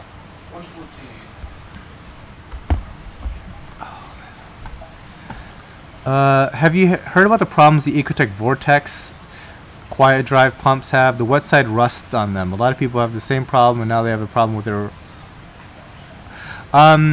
No, I have not heard that. Like, I don't use Ecotech Vortex pumps, so I really haven't messed with that too much. I mean, with any kind of pump, stuff could go wrong. 150. I have an old Vortec MP40 that I still use. It's been great. But I don't have one of the new Quiet drive ones. drive ones. Yeah. And I got 2 gyres for the big tank. I'm really happy with the gyres so Yeah. far. I run one horizontally and one vertically now Yeah. on the same side of the tank, and it makes this interesting sort of twisty pattern at Yeah. the back side. No, I'm very impressed with them. Yeah. And I haven't actually taken one apart to clean it, but Ben has, and he liked it. I have little trochus snails though that really love to get in there, and you can tell it's like brrr, you wake Oh. up, in the morning and That's have to not go good. and pull one out. The nice thing about those is if they get jammed, they shut down instantly, which is awesome. Hmm. Look at the controller, just shuts it down as soon as That's it good. recognizes it. That might have saved some of my my pipefish that got ground up by my tunsies. Ooh. Or maybe not. Who knows? Yeah, I mean, if they don't stop the pump, then I don't know why the snails are so attracted to pumps. I've never understood that. Probably because it's like that's where all the food is. Like if you think about it, it's like they've covered all the safe places to eat algae. So now they have. Why are you going to go near this thing that's going 1,000 rotations per minute? Yeah, really. They have eyes. They're not that stupid, are they? Could be. Rossi's Reef. Then my SPS did not start taking off until I started to feed my fish heavily. Does that make any sense? Yeah, it does. I mean, if you have a lower nutrient system, just that added bit of nutrient, and just the fish in general, like a lot of people think that having fish in your tank is a good thing because it helps feed the coral. I think that's definitely true of SPS. Like I think SPS tanks that have a ton of fish tend to do pretty well. I've actually noticed in my tank, and the chromis did this, and so do the cardinals. They hang out in the in the aquapora, the branching aquapora, and I'm completely convinced that aquapora grows in that way to attract fish to swim and basically fertilize. Fertilize and also just keep that area agitated and everything. Yeah. Keep the water flowing. By the way, I do have to say something about this 117. This thing is so cool. We thought it was like a Montipora at first, but it plates. It plates like a scroll coral. And yeah, kind of have to like, yeah, there we go. It almost has like this camouflage pattern too. That is cool. Okay, so Ben, stick on there for just a sec. I'm gonna go outside.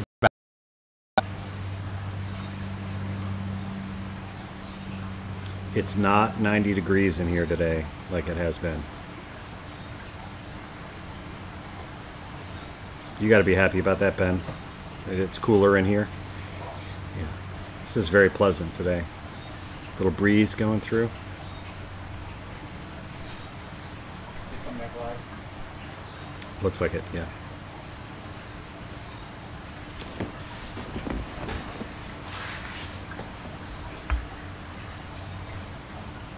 Thanks, Ben.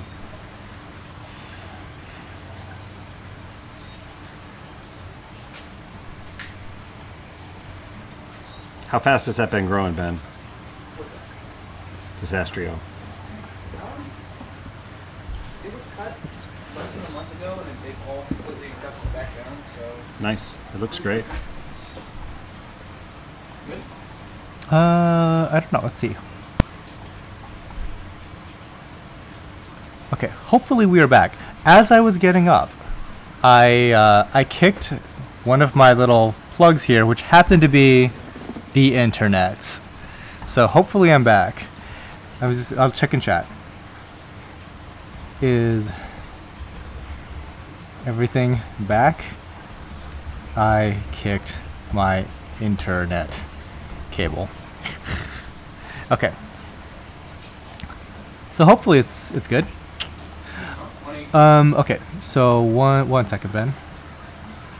118. And you're good till 4 o'clock? Mm-hmm. Yep. So he's going to stay for another 40-ish minutes. So if you guys have any other ultra low nutrient questions, just go ahead and fire off. Tidal Gardens, why do SPS turn brown? It could be a lot of different reasons for that. A whole bunch of different reasons. 119. Mainly, it's just a proliferation of zooxanthellae in the flesh.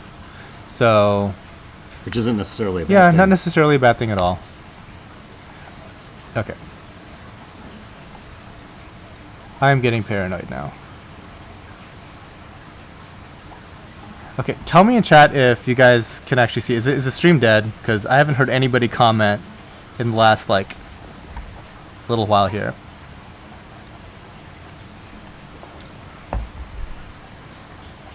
Hopefully, things are up.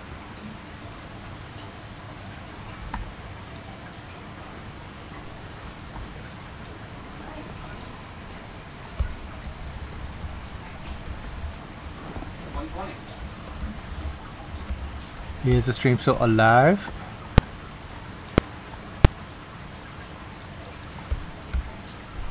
Want to check it on your phone, just in case? You can do that.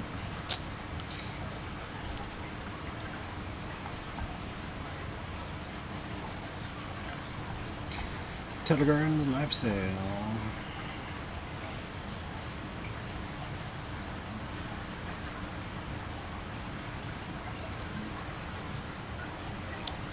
On my screen, everything's fine. Yep. That's weird. Just nobody's talking. 121. Hold on. You know what I bet is happening? I think I know what's happening. I think something happened with the chat thingy. Yeah, so the video's good, but the Okay, so chat is hold done. on. One sec. Fan is fixing the chat, everybody. I'm gonna fix this chat real quick. Pay no attention to the man behind the green screen. It's just Ben. Okay, view on watch page. Oh, okay. All right. So let me go ahead and close this guy real quick.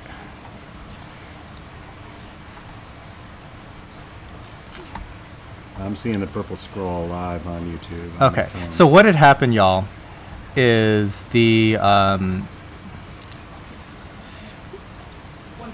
hold on, Ben. Is that when the thing got kicked off by me, it kind of restarted the chat thing. So I need to rebuild this real quick. It's okay. So they said the audio is off. Audio's off now. Audio is off now. Okay, so what I'm going to do real quick, I'm going to, restart this stream real fast, okay? And then I will get the chat back on the screen. Okay, window, configure, Safari, live chat. I do love that purple scroll. It's the biggest squirrel in my tank now. Okay. Freeze. Okay, so hopefully things are better. Possibly.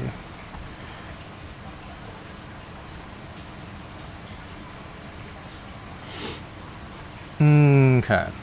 So hopefully it's back. Okay. I am ready when you are. Okay, so note to self, do not kick the internet cable off.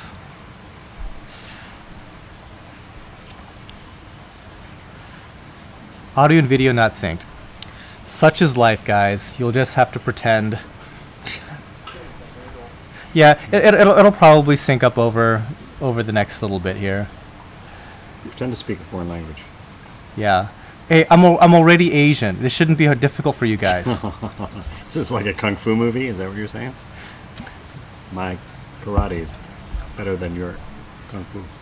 It's, yeah. Again, I will blame this on YouTube. Even though I kicked my cable off, this sync issue. I saw it. He It stood is up. on them. I shouldn't have brought the beer. You wouldn't have had to get up. Oh no, I would have. I always have to get up. Okay. That's a very nice looking balloon. It's nice, isn't it? Derek Kadosi, Than, serious questions. John Bones Jones versus DC. I'm a DC guy. I like that boring, fat wrestler type. Seriously, I will go with DC on that one. For some reason, I like DC. He's like a normal dude. That's just, you know, freakishly strong. Whereas, like, you know, there's something about John Jones that rubs me the wrong way. So, got to go with DC on that.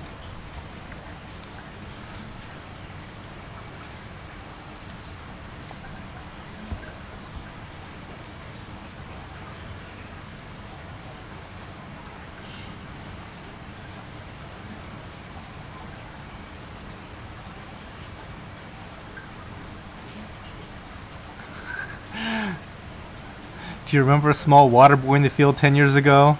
Now I'll do for you what you did to my father. I'll see to that. You're no match for my kung fu. 126. Wow, no match for my kung fu. Than, are you Team LeBron or Team Kyrie? That's a good question there. Wow. That's tough. If I have to answer right this second, I'd have to say Team LeBron. Well, yeah.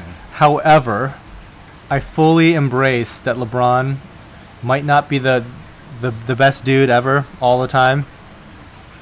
And Kyrie, as much as I think that he is like an absolutely incandescent basketball player to watch, and I love the fact that he's like a flat earther and stuff. I think that is hilarious.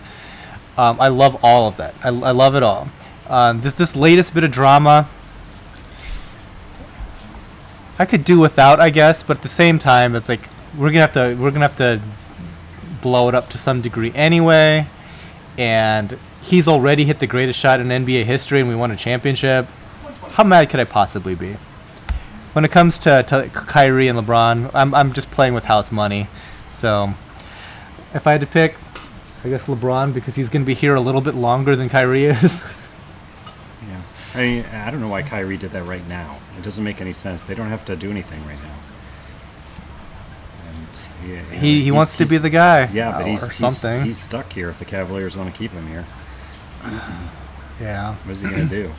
But, you know, if I was like 25 and had $90 million and was like, everybody's trying to, like, all the kids are trying to mimic my moves, and I've already hit the biggest shot in NBA history and won a champion, like, I think I would be completely intolerable. I mean, I'm barely tolerable, and I sell coral.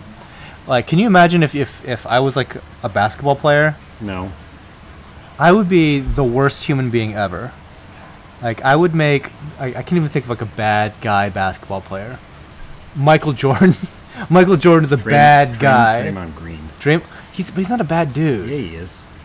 He's a bad dude. He's a bad man. He's a bad Didn't man. you see what he did with people's genitals? It's really not cool.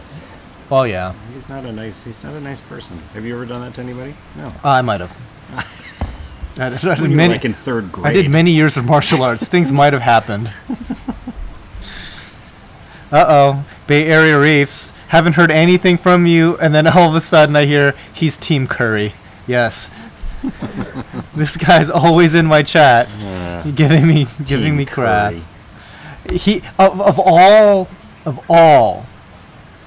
the Golden State Warriors, literally Steph Curry is the last on my list. I just want to kill that guy. I do. The smirk. I don't know. I have a real problem personally with. And like Steph that Curry. weak facial hair, that disgusts me. It's like, come on, dude. Dude, shave that off. Try harder. That's terrible. He has a cute kid though. That's about all that he's got in his favor. And the mouth guard thing. I mean, I want to clip it to his neckline like a binky, so he doesn't have to stick it out of his mouth like that. We're from Cleveland. Just noting that. It's bad when, like... So I'm not exactly a huge fan of KD, but when it gets to the point where it's like, you know what? I don't mind Draymond Green that much. That should tell you, like, how bad it's gotten with Steph Curry. Yeah. But which is funny because, like, all the Cavaliers and all the Golden State Warriors are, like, friends. Yeah. They hang out. They go to each other's weddings and stuff. It's like the fans that are all cutthroat against each other, and they're the ones getting all the money. Like, Steph Curry's going to get paid $40 million a year. It's they're Which is laughing. good because then they can't afford to go get more amazing players. Oh. Finally. KD's like a belter, though. He's too skinny. He doesn't look healthy. KD is very thin. Yeah. He's like Stickman. Nathan, why didn't we have drinks when I was on the live sale? It's because you didn't bring any. That's why, Nathan. It is all your fault, Nathan. You're not going to get anything here. You got to bring it along. This is a BYOB facility.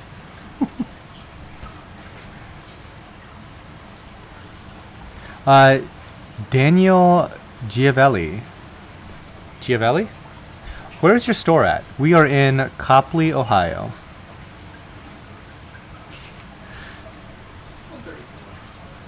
Store is a loose description over what I would say. It's more of like a collection of fish tanks in a backyard. more like a propagation farm in Copley, Ohio. Yeah. But it is a cool place to come and tour around. And Ben will put you to work. By appointment.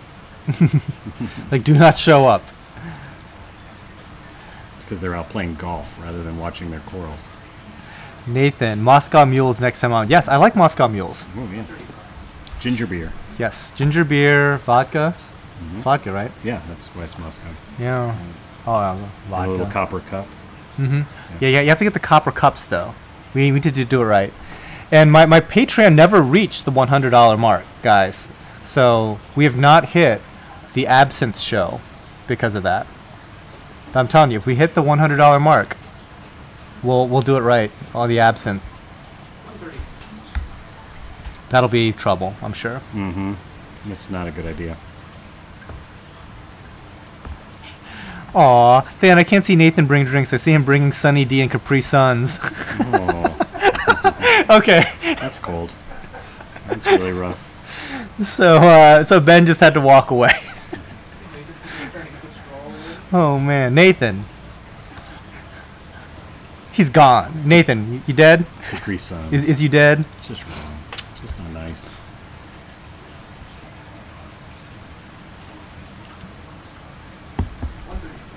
And orange slices. Dang. Rossi's Reef is savage today. Corals are not the only illicit crop they're propagating here in Copley, Ohio. In Copley? You should see the other greenhouse. You know what I'm saying? It's the 420 house. It's not legal here, and Technically, it's quasi-legal-esque To grow it? for some people. I thought you have to have a license. Kinda. Yeah. Kinda.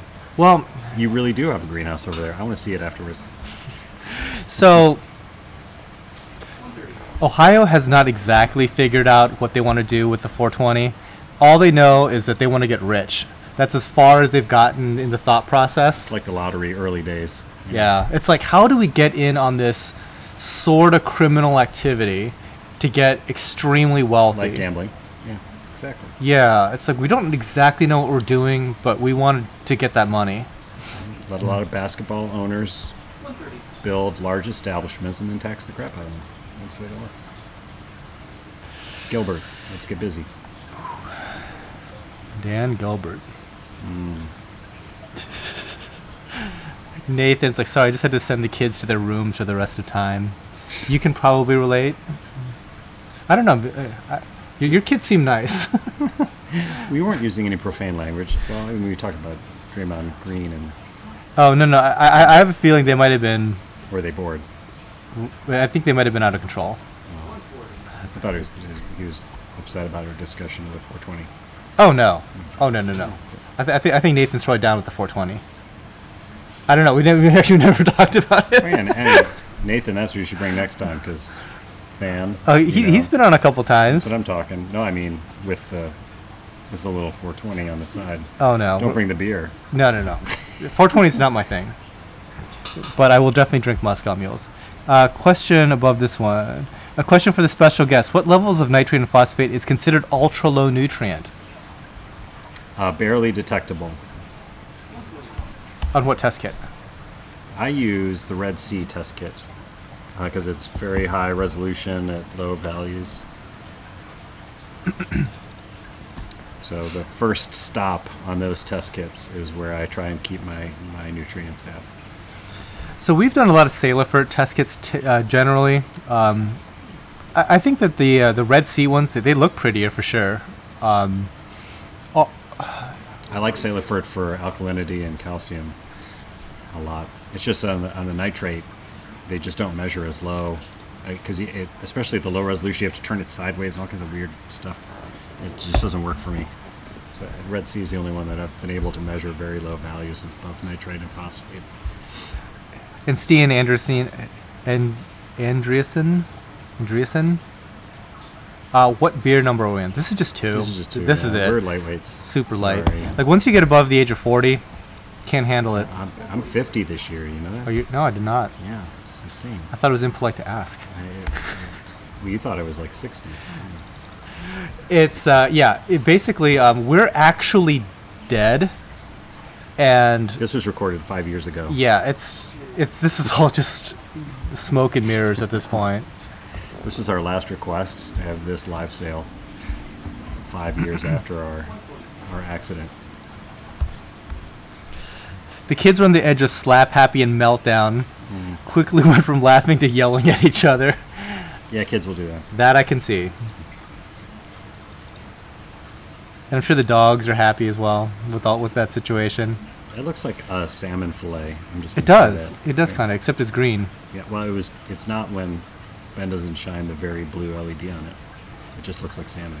Tim, are there any bisma worms on the 2 yellow parietes we've seen? No. Typically, bisma worms are not on the yellow parietes.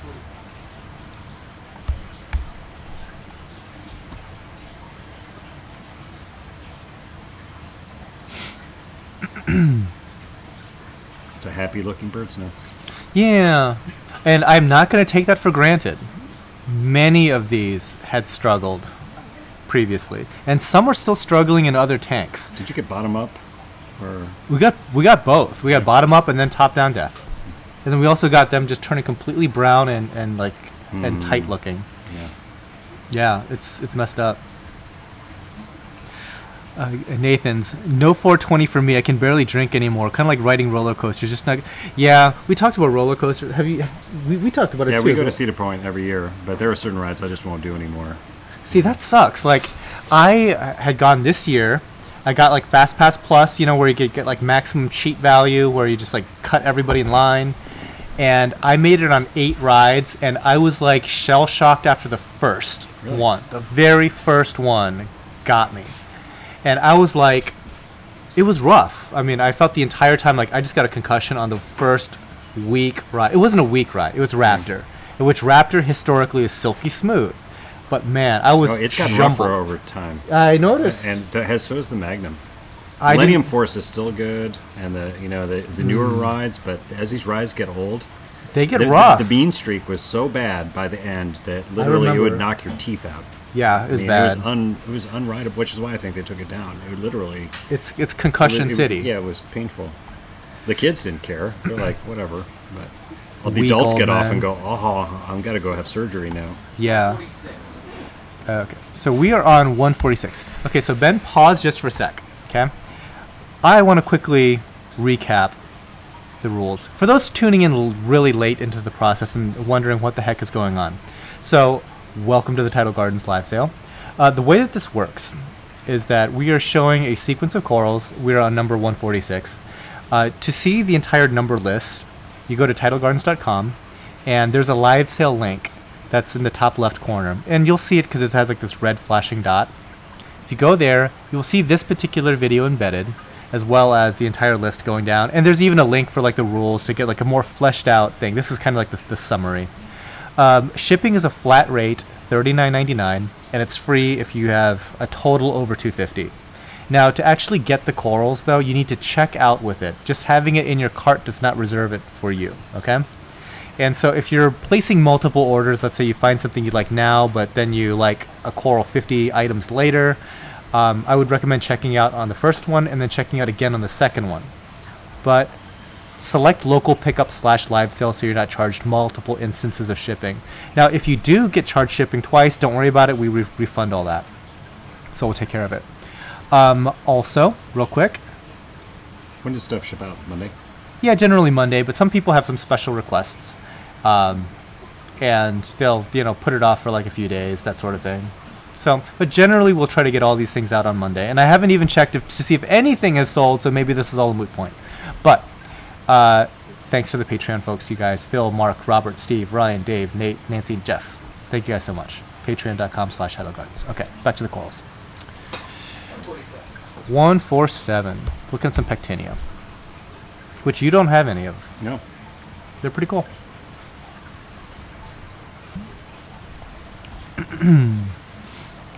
Yeah. So Very Nathan, we do need to get back together again.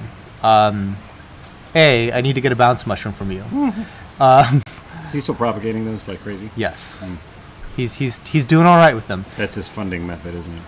Nate, I'm jealous of your bounce mushrooms. I'll just say that. I am too.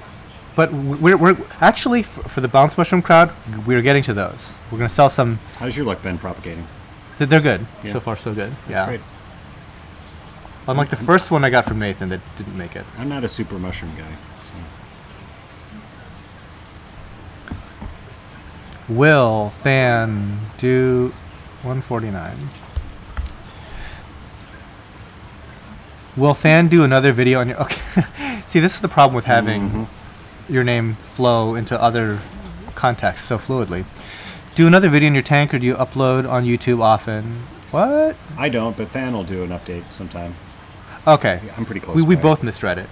He was asking about Nathan's tank. Oh, we definitely want He's to like, we don't care about Will's we want tank. to see Nate's tank again. Yeah. I shall. When I go to his place next time, I'll schedule a block of time, and I'll shoot some more of his tank to show you how that's going.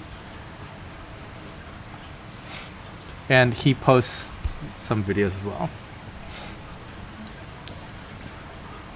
So sad watching this sale and worldwide coral sale, but I can't get any because I'm cycling my first saltwater tank. Brian Pham. Well, it's better than being out of the country. There's so many folks that are international. So to my international crowd out there, thank you so much for joining us. I'm glad you guys think that this is fun enough to actually hang out with us. So in chat, just let me know what countries, if you're outside of the U.S., and I know I'm going to get people in the U.S. telling me that they're from Connecticut or something, outside of the country, Republic of Gilead. tell me where you guys are from. not Brighton, Michigan. I grew up in Michigan, you know. Yes. Yeah. Birmingham, right? Birmingham. That's right. I was just over there, sort of. 153. The beer fest was actually in Ipsy, but my friends are in West Yeah. Bloomfield, so I drove through Birmingham, I think. Ipsy has a great festival called the Frog Island Festival this time of year, too. Oh, yeah? Which is a lot of fun to go to. Well, I think I was in the park right next to it. So there's like the Frog Island Park, and then just south of it is where there's another park. And all the Eastern kids show up and party down. Fairview Park, Ohio. Nathan, there you go. 154. Jake Andrade, will you ship overseas? No, sorry. Yeah, like just like Engineering Aquarium said, yeah, it's a mess to try to do that. So Norway, Sweden, Chicago, Illinois, L.A., Orlando. 155.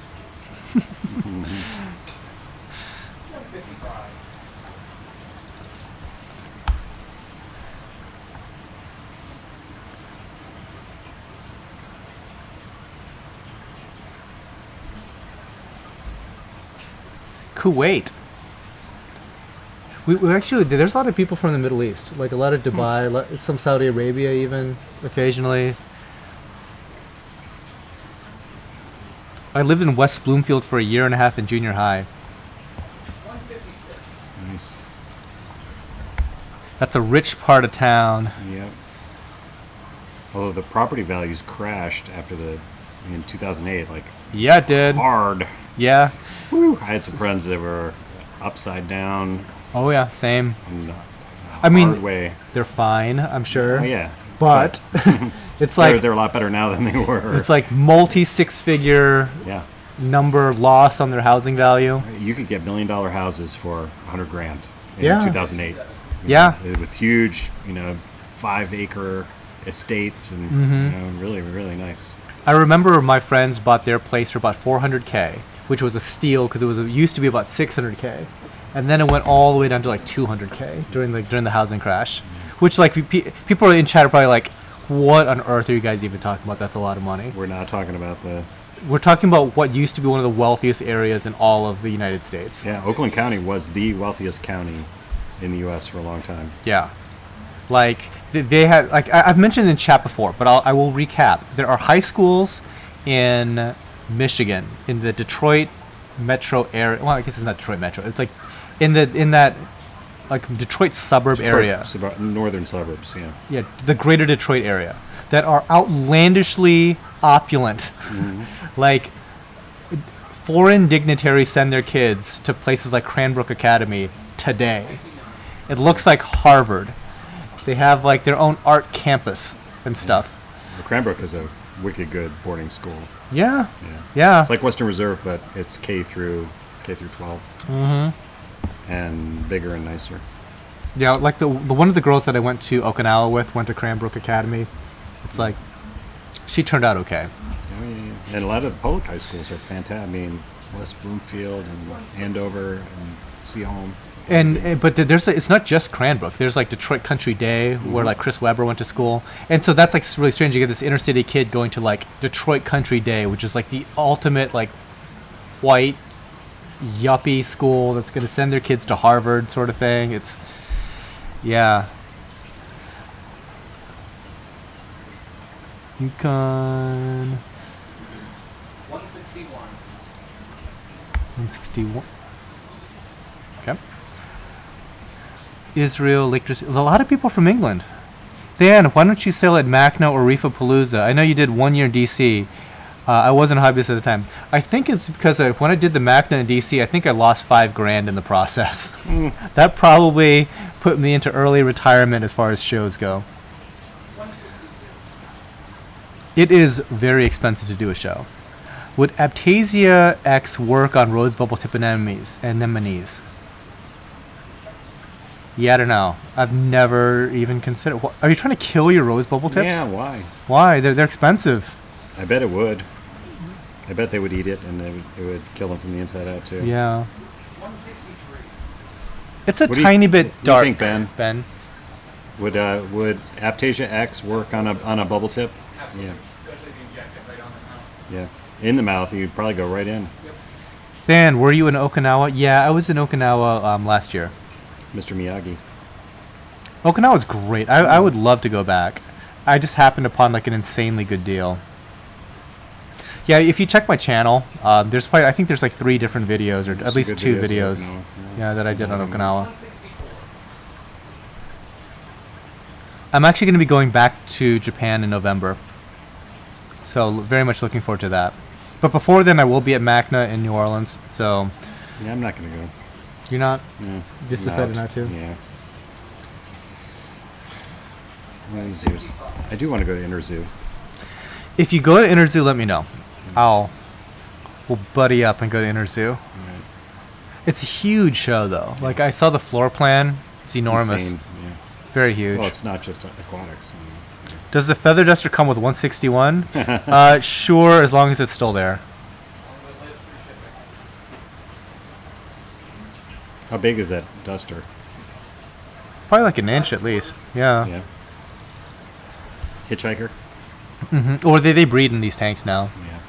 I have several that are just kind of making... Are those corals being shown live? Yes. These are all live.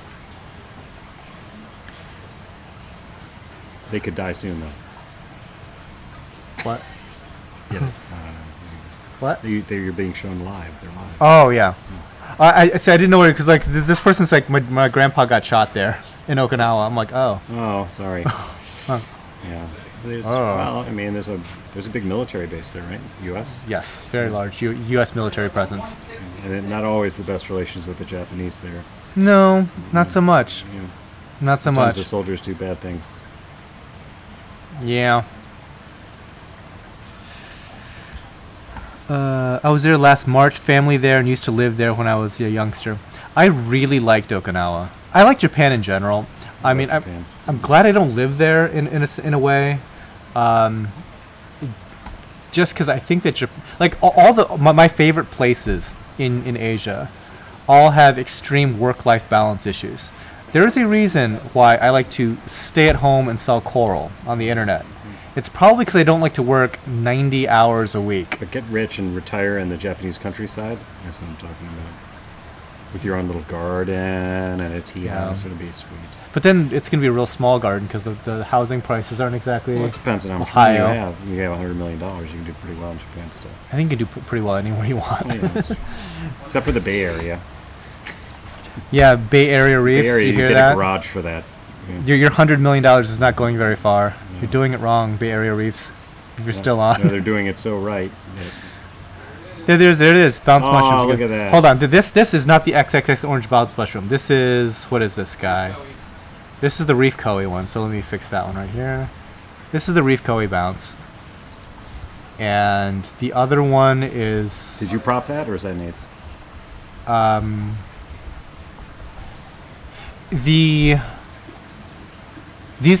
All of my bounce mushrooms came from Nathan. So he propagated this one.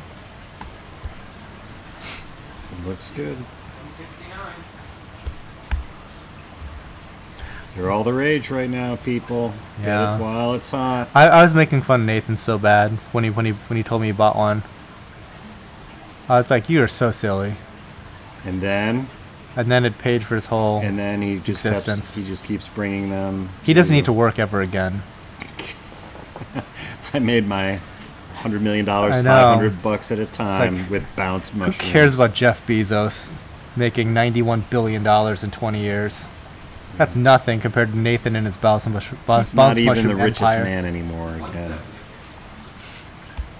So I was listening to some podcast about like I think it was like Rogan's podcast, and he was talking about how like, you know, people that are on these lists as far as like the richest man in the world thing. It's like those are not the richest dudes in the world. Like those are the ones that you just kind of like have public access to their information, sort of.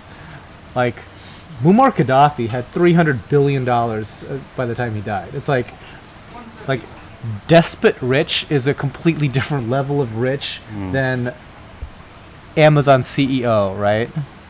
What number is this? Like Vladimir Putin rich? Is that what you're talking about? Yeah, Putin probably has $300 billion. Probably $400 billion. But you're never going to know for sure. Like, ever. This is true. Yeah, so the idea that Bill Gates is the richest man on Earth is kind of laughable. The richest known man. Yeah. Or it's like, yeah. Or at least the wealth is known. And I'm sure there's some Rothschild banker that's like laughing at all of this. No, probably not, because that's all public. Is it though? Yeah. Whoa, an Aquaforest question. What? Can you overdose Aquaforest AF energy? Yeah. It contains trace copper to reduce those xanthella and increase colors. I heard copper is bad. Copper is bad. And so, yes, you can definitely overdose. I don't think it's actually copper. I heard it's another mix of heavy metals. Zinc, probably. Yeah, and it's the same thing that is in, what is that? Zeovit product. Zeovit has a similar product. But yes, you can overdose those products. Now, having said that, copper is a trace element that you're supposed to have literally a trace amount in your tanks. But anything above trace quantities of copper is toxic. Zeospur, that's the name of it. That actually causes coral to eject their zooxanthellae. DC Reefer. So I watched the documentary What the Health on Netflix after watching Chasing Corals. I realize I feed my fish better than I feed myself. True, I feed my cats better than I feed myself. I'm 80% vegan, and on the weekends I eat whatever I want. Than only eats coral, so. Yeah, that would be extremely gross. I'm launching a hostile takeover of Amazon with only the funds I have generated from bounce mushrooms. There you go. 176. Drone delivery of bounce mushrooms, that's what I'm talking about. Yeah, really. Nancy McCrae, the blue pavone I got at the last live so is growing flat on the plug. Is there anything I can do to encourage it to grow vertically? Not really sure they do that. I always consider them more of an encrusting. If you want it to have that shape, you might want to actually get maybe like a dead coral skeleton of that shape and have it grow onto that. I don't think it's going to do it by itself. I could be wrong, but I typically see it grow very flat. Copper penny crashed my 120. I've heard that like people sabotage each other's stores and stuff like that by putting pennies into sumps. I think that's all rumor, but I could be wrong. Yeah, I don't know. 178.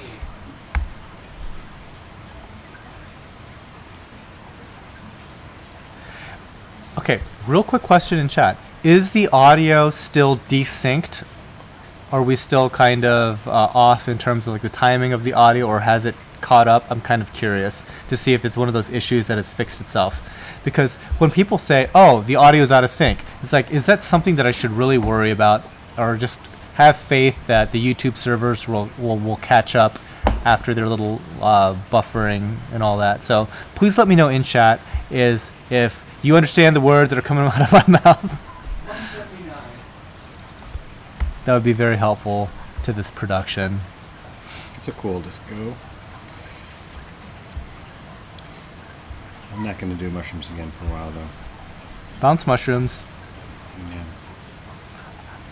Like I haven't checked, but maybe by the end of this show, those will still be available. It's desynced. Yes, still desynced. Okay. Oh, that's too bad. They say it's close though. It's still a little delayed. Kung Fu is better. Yeah, it's been desynced since the cable got kicked.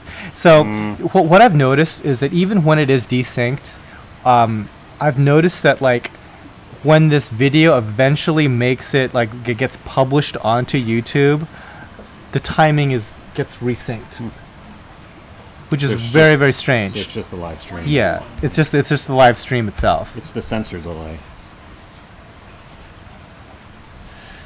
It's 2 to 3 seconds off. That's an eternity. It's horrible. Terrible. Yes, still out of sync. Try resetting it real quick. I'm not resetting nothing. This is YouTube's fault. You're such an anarchist. Stupid YouTube with your $6 billion in revenue Why can't are all fix the my Blast stream. Mooses named after Italian people? I don't understand it. I don't know. Maybe at one You time. got your Wellsies, you got your Mulettis. It sounds like a Well, the performance eye. car shop. Well, the I at the end is kind of like a Latin-ish thing. No, it's not. That could be like some dude named Merlet. Yeah, exactly. So there could be English dude. Merlet. Yeah. Merlet doesn't sound English. I'm just saying. Wells. Wells and Merlet discovered all these British tea-sipping guys on the Beagle. Recordia Thanos. On the Beagle. On the HMS Beagle.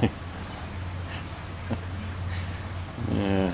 It's like 0.2 to 0.3 seconds off. Okay. Oh, well, that's better. That's not manageable. That's you need to refresh your browser, son. I'm kidding. No, don't be mean to the audience. Stop that. 183. Stupid YouTube. Hey, we already said Not this. preventing Than from kicking his Cat 5 cable. Stupid It's YouTube. a thunderbolt to Cat 5. Yeah, that he because yanked out. this is a Mac, so it's never going to be just a Cat 5 cable. It's going to be a Cat 5 cable to a dongle to my computer. Nothing goes straight into a Mac What are you doing anymore. wired anyway? What? No, you don't. I have to educate you on broadcast. You go wired on broadcast. Our wireless is so good. Dude, you got fiber. You know what? I'm the only one that doesn't have fiber here. So personal trainer Fairlawn Sean. gig. Fairlawn gig, Yeah. baby. So he has fiber now. Sean, my personal trainer, has fiber. My other business partner for this other thing, Sigi, like Time Warner up in Cleveland, gives him fiber now. 185. Your office has fiber. Yep. We need to set up tanks at your office. You get a mesh network and fiber, and I'm telling you, none of this would be wired. It's different when you have like that, when you have fiber. You have no traffic here. You're the only one on. There's nobody else. I talked to the city too. It's like, hey, are you guys gonna get that fiber? They're like, I don't think the township is in any position to blah blah blah. You're blah, in blah. Copley. I know, we're in like podunk farmland territory. Yeah. John, say I ordered the wrong number by accident. Can I cancel order? Just send me an email. We'll figure it out. No worries.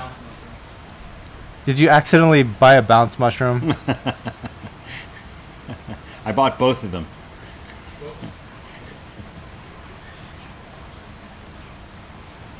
Do you have any nano tanks? I do not. I only do big tanks now. So yes, I am a wired internet guy when it comes to broadcast. However, I have to say that when I do like my Friday hangout, I do not. That's just pure wireless, because who cares if that gets knocked down.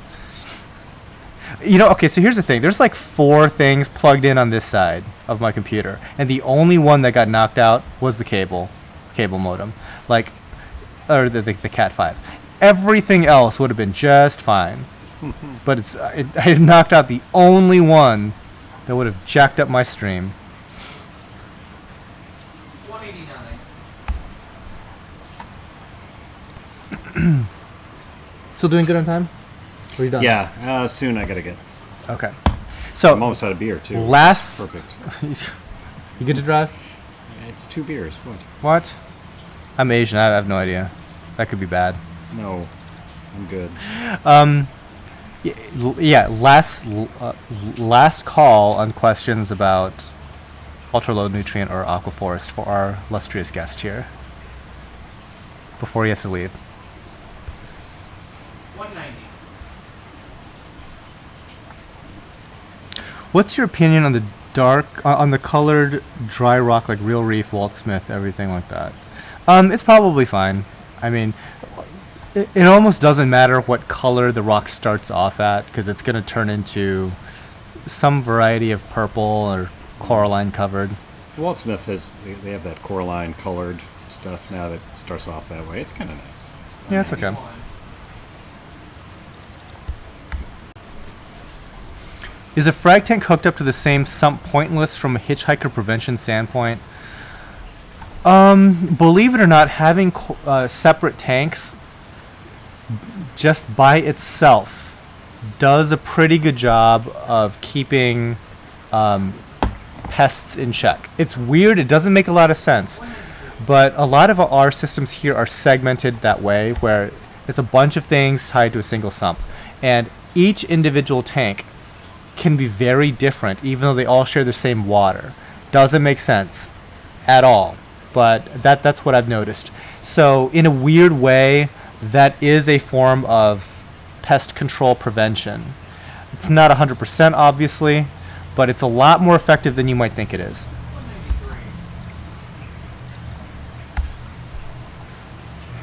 Okay. Geez, you guys still alive? I wish I could get your frags in South Africa. Yeah, I wish we could send overseas, but they don't make it easy to ship corals long distance like that. Would they even make it? Well, they made it here from someplace right around there, so They make it to California and then sit for a while and then make it here. Sometimes not even that long. You need an intermediate stop in Hawaii, and then you could do it. I'll do that. I'll live in Hawaii. Yeah, and then one in North Africa. Be all set. I gotta go, guys. It's been a pleasure. Yep. Thank you, Than. Thanks. Well, we'll get together and we'll do another video of his tank. So sounds great. Yep. Thanks again. See you guys. Boom! There goes the internet again. I just kicked it out. Thank you. Yeah, thanks, man. Where'd it go? See you, Will. Oh, cool. I'll come back and check out some stuff. See what's new and exciting. We'll get you some more SPS. How's that?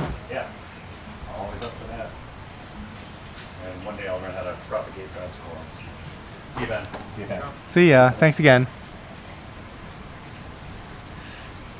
196.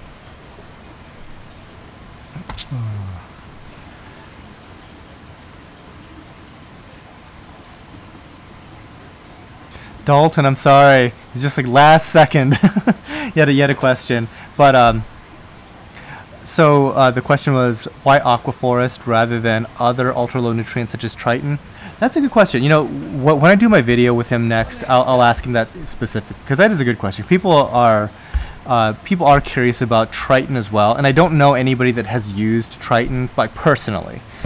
So that would be kind of an interesting kind of compare and contrast. So I'll ask him what his thoughts are on that. I mean, it might be as simple as I don't want to send water samples in the mail, but we'll see. 198. Yeah. So there you go. That's probably a way to get me to drink, is to bring on guests that bring me alcohol. Because God knows I don't buy it myself.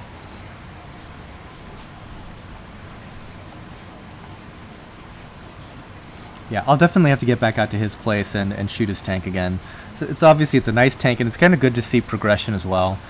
Sometimes a lot of tank videos that you see on YouTube, they tend to be like, it's very moment in time, and that's the last you ever see of that tank. You never see the progression. So at least with Will, you're able to see literally where the tank is being brought from his garage down and put into place to like a few months later, a few months after that. We try to do something similar with Paul's tank, and then he just like left the hobby. So hopefully Will doesn't just leave the hobby, but who knows? Anything can happen. Enjoy it while it lasts, I guess. Any more multicolored Monties? We're going through like another little series of Monties here. I'm not really sure if we have any Jedi Mind Tricks or Sunbursts coming up. 201. It does not appear to be, but it could be. So real quick, these plating Halo Monties, we call them Halo Monties, is as they grow, they actually develop a red ring, which is kind of interesting. So SPS grow faster with higher elk, right? Depending, but I guess it's a safe comment.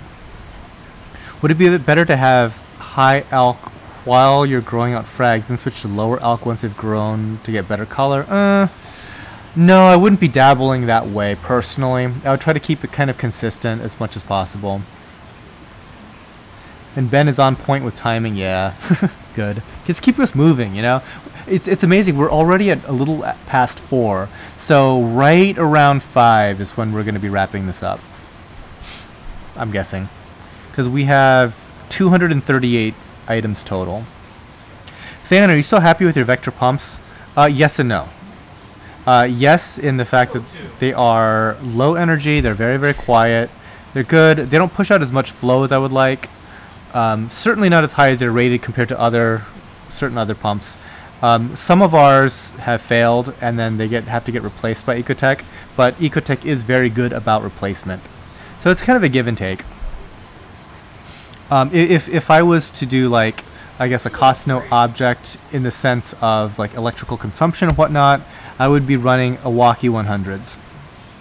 With their, I mean, an Iwaki 100 is literally 10 times the electrical consumption, but their reliability and their straight up horsepower that they're able to push against any head pressure is what kind of draws me to that. Okay, so let's see. Out of curiosity, I've just set my water off for testing. I'm running Aquaforest. Okay. I don't see a question there. Maybe you're just saying that out there. Cool. Have to let me know how that goes. Or did I miss any other questions? You mentioned during the review of Chasing Coral that running a ultra low nutrient is a razor's edge of reaching. Is it really that close? I would say yes. So Shane, we did talk about it a little bit earlier, but you are intentionally stressing the corals to produce a particular appearance, and so Will actually brought it up that it's a common practice in agriculture, and I just remembered, yeah, like they do that for like wine grapes and stuff like that. Like the best years for wine are typically like after several consecutive years of drought, for example, and in flowers and things like that he mentioned, you intentionally stress the plant to get a particular result that you find aesthetically pleasing. Not necessarily good for the animal or plant, but it's giving you a certain appearance that you're looking for. So for coral, I mean, I think that it's also different going from like an aquaculture facility like this to like a home aquarium where you have a lot more control. We struggled with it mightily. But then again, there's so many things that fluctuate out here that could, again, put it over that razor's edge. I don't even know the best way to articulate that. But if you're running really close to that edge, we can't really do it because it'll just get thrown over the cliff. But you know, in his system, it's doing very well. Like I haven't seen it since I shot the video, but we'll go back and we'll shoot it again. We'll the camera won't lie, right? Is that a photosynthetic sea fan? Yes, I believe all of the sea fans we currently sell are photosynthetic. Dumb question. What is shipping to Texas? Not a dumb question. It is $39.99 flat rate, or free if your total is over $250. I don't know why I didn't see that earlier. I was like skipping around.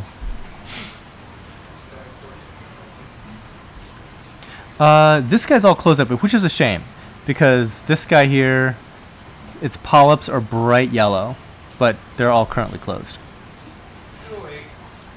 208. Moving on. Let's see. A guy in my local fish store had corals dying in his tank, and found out that he had dangerous levels of lead. There you go. Heavy metals are a problem, and I think that's one of the reasons why algal filtration is kind of a good perk, because algae, unlike other sources of like protein skimming and water changes, well, water changes does, but plants like algae and macroalgae in particular, they bind up heavy metals as well. So when you prune out macroalgae, like from like a Chaeto ball or whatever, it actually reduces heavy metals in your tank. So you're less likely to have like a toxic metal incident like what had happened at your local fish store. Joshua, have you considered using solar panels to reduce electricity cost? Yes, and we've dabbled with it, but our implementation was rather poor. We're kind of in a bad place for solar, and I'll explain why. We're in a bad place for solar for a couple of reasons. One, we're in Ohio, so we don't get amazing sunlight coverage. It's actually one of the shadier parts of the country. Having said that, the bigger deal is that the electrical cost here in Ohio is one of the cheapest in the whole country, period. So not only do we not have a lot of sunlight, it's the difference in electrical cost. It's really bad. So if we were in Hawaii, that gets a ton of sun and the electrical cost is through the roof, everyone there should have solar. Everyone there should. In Ohio, it's like that break-even point is basically 30 years. That's not good. Like, I'll be dead in 30 years. Not good. So it's kind of like a bad investment here, even with all the subsidies and whatnot. So I would like to, it's just not a good fit.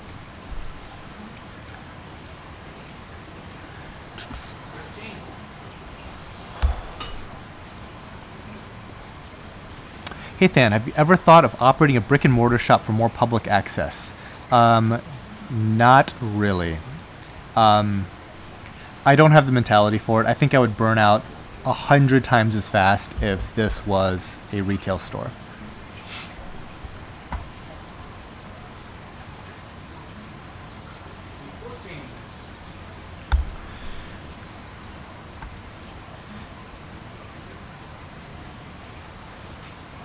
Do you know about the Acro fairy food? It's a $1 million coral, and is it worth it? I have no clue what you're talking about, but if you're asking if there's such a thing as a $1 million coral that is worth it, I would say no. Unless it granted wishes. Then yes.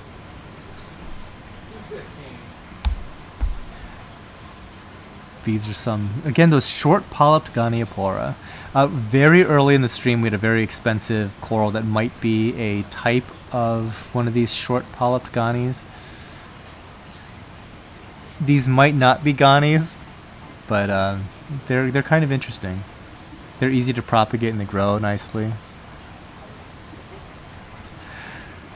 How can you tell if your Maxima clam is happy with its placement? Well, it's one of those things like, how can you tell if your dog or cat is happy with its placement? And I don't say that like to be a jerk. Like, there was a time not that long ago where I could not tell you if a dog or a cat was happy.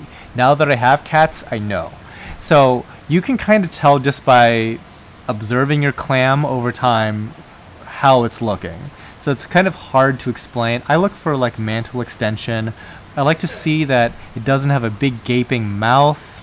I like to see that it's not constantly closing rapidly, trying to like expunge some irritant. So keep that sort of thing in mind when you're just making those observations.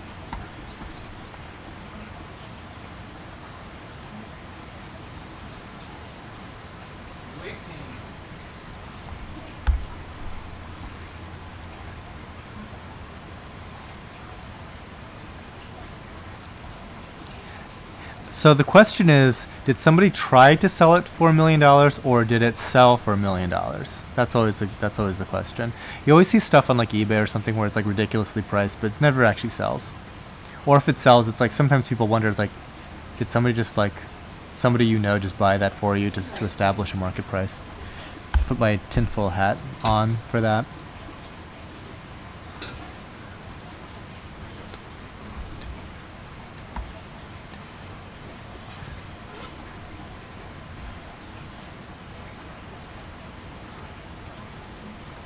So totally off topic.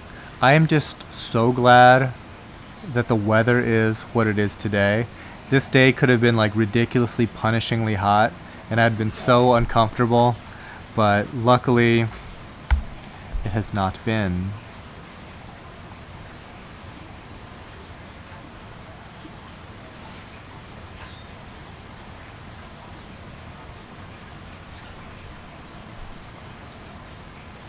Yeah, those yellow polyp sea fans, Noah, are really cool. They've done really well for us. And now, the worry, of course, is that it actually is a non-photosynthetic. But they've done so well that it's like I don't even care if they are non-photosynthetic. I mean, we've done nothing different in terms of care. They've done great.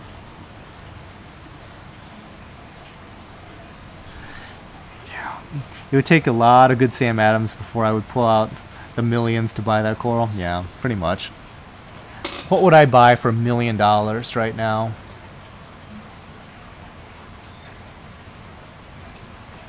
I don't know. I probably need to save my money. I've been spending way too much money lately. There's dumb stuff you can get into that will chew through your money like real fast. Like, so for example, I don't wear wristwatches, okay? And I was on some YouTube channel talking about like men's fashion and talking about like, you know, suit jackets and stuff. And here's the thing. I spend a lot of time in a greenhouse, so I don't have any occasion to dress up. But I wanted to dress better, and I was just like, you know, watching this guy's channel, and they started talking about wristwatches, and so like, you know what, I haven't had a wristwatch in like a million years, so let's take a look and see what's kind of out there. And I finally found a wristwatch that I liked, and this is when I was introduced to how crazy watches can be. So the watch that I liked costs $68,000 used. When they're brand new, they're over 100 grand. So I'm like, oh, welp, I can go ahead and stop ever looking for watches again. I figure all it's going to do is scratch my laptop. So I'm not going to be a watch guy. I won't let myself go down that rabbit hole. And again, Bay Area Reefs, just blow my $1 million on a watch. A green spotted puffer's reef safe? I don't think so. I think that's very likely to nibble on something, and I'm not 100% sure they're even like full salt water. Yeah, they're more brackish. I've seen somebody put it into a saltwater tank. I think that's like borderline irresponsible, but that's just me. I'm not a fish guy though. I could be wrong.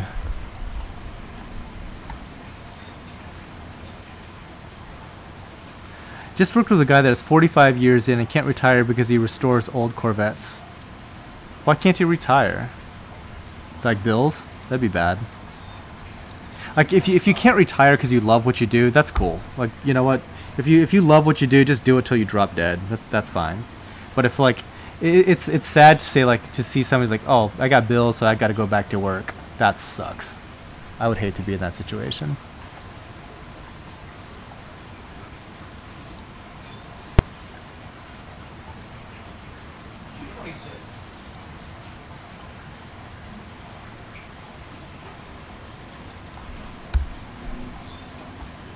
Dude, that's a really cool Redactus. Yeah, Ben, I really like this one. That's so cool looking. Hmm.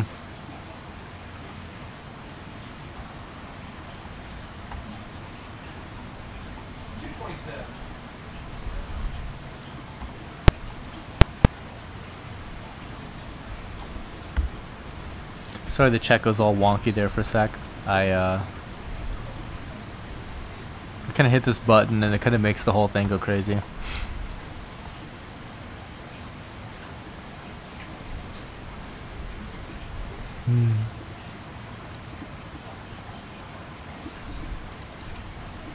Yep. 228. So these are 24K Zoas, huh? They look like macaws. Yeah. Slightly different ring pattern, I guess.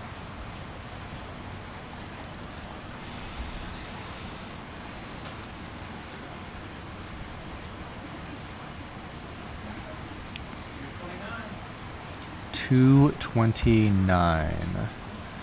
Have some moon dust zoas.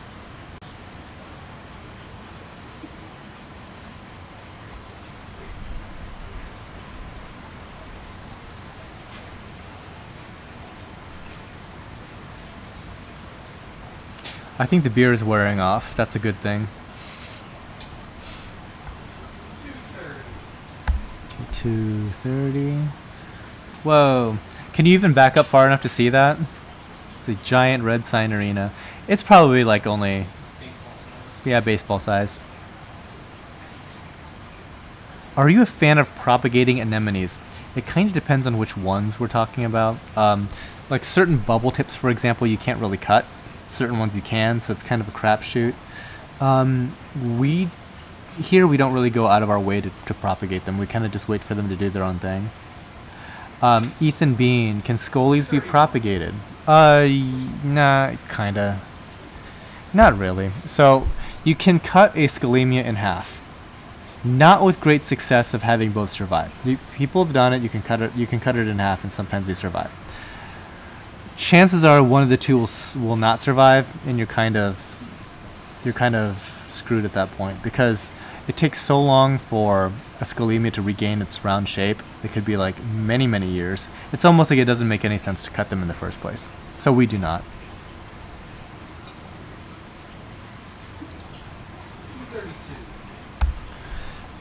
How has the heat been affecting the shop? I know it's been hard this summer. Yeah, we go through entire weeks where like the average temperature of like the air outside is like 85 degrees. That's no fun.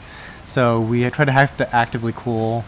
And then even in the same day that we're actively cooling, the night is going to be chilly, so we have to turn on the heat at night. This is the first year that we've been paying really close attention to how much the water temperature drops during the evenings. And I think that by maintaining like that level of temperature within a certain range, like tighter and tighter, it's helped a lot. Like this is by far the best corals have looked this late into the summertime. And I think a lot of it is the fact that we are taking the time to actively cool more aggressively, and also heating the tanks at night, which again, we've never done that. Like never in the summer have heated the tanks at night.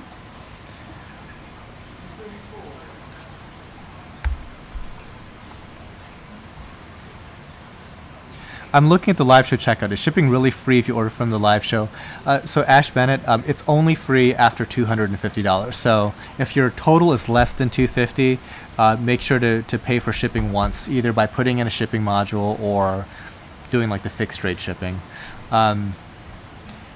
The local pickup / live sale being free, it's because people will place like multiple orders during a live sale, because the only way to actually get the coral is to finish checking out. But you know, the show is 3 hours long. If you just have all of these things in your shopping cart and then you check out at the very end, you might not actually get those corals. So I encourage people to check out each time as they go.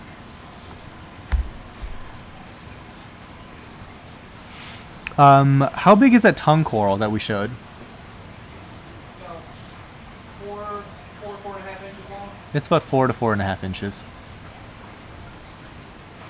So SWD, 4.5 inches. Have you ever used saltwater mollies in your tank? I have not. I've heard of it, but I have not.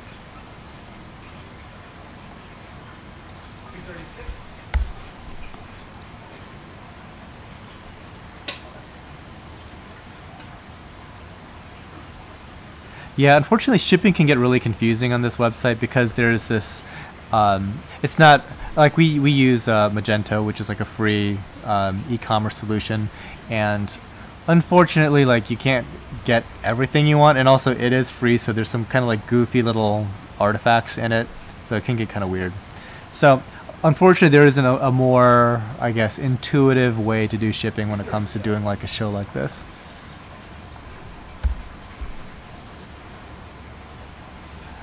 Yeah, and this is the last official coral, correct? Yep, podium. 38. Okay. So the last thing after these guys here is some codium macroalgae for $1. So we have so much of this stuff built up. Please take it off our hands. If you guys are just close to free shipping or something and want a bunch of macroalgae, it's $1. This is like going back to the whole refugium thing. This is a good thing to add. It grows fast. It doesn't grow insane to the point where it's going to be a plague. And the other thing is like fish don't eat this stuff, so it's not like we could just feed this to foxface and stuff. Like fish don't eat this. So if you're interested in like a decorative macroalgae just as to put in your fuges, consider this. Usually we sell it for like $5 to $10 on the site. So that's pretty straightforward. DJ Loins, any way to schedule pickup for tomorrow? Yes. Go ahead and send me an email. I will try to get to it this evening. So after the live show, I don't hit the email immediately. I kind of check out for a little bit. So apologize for that.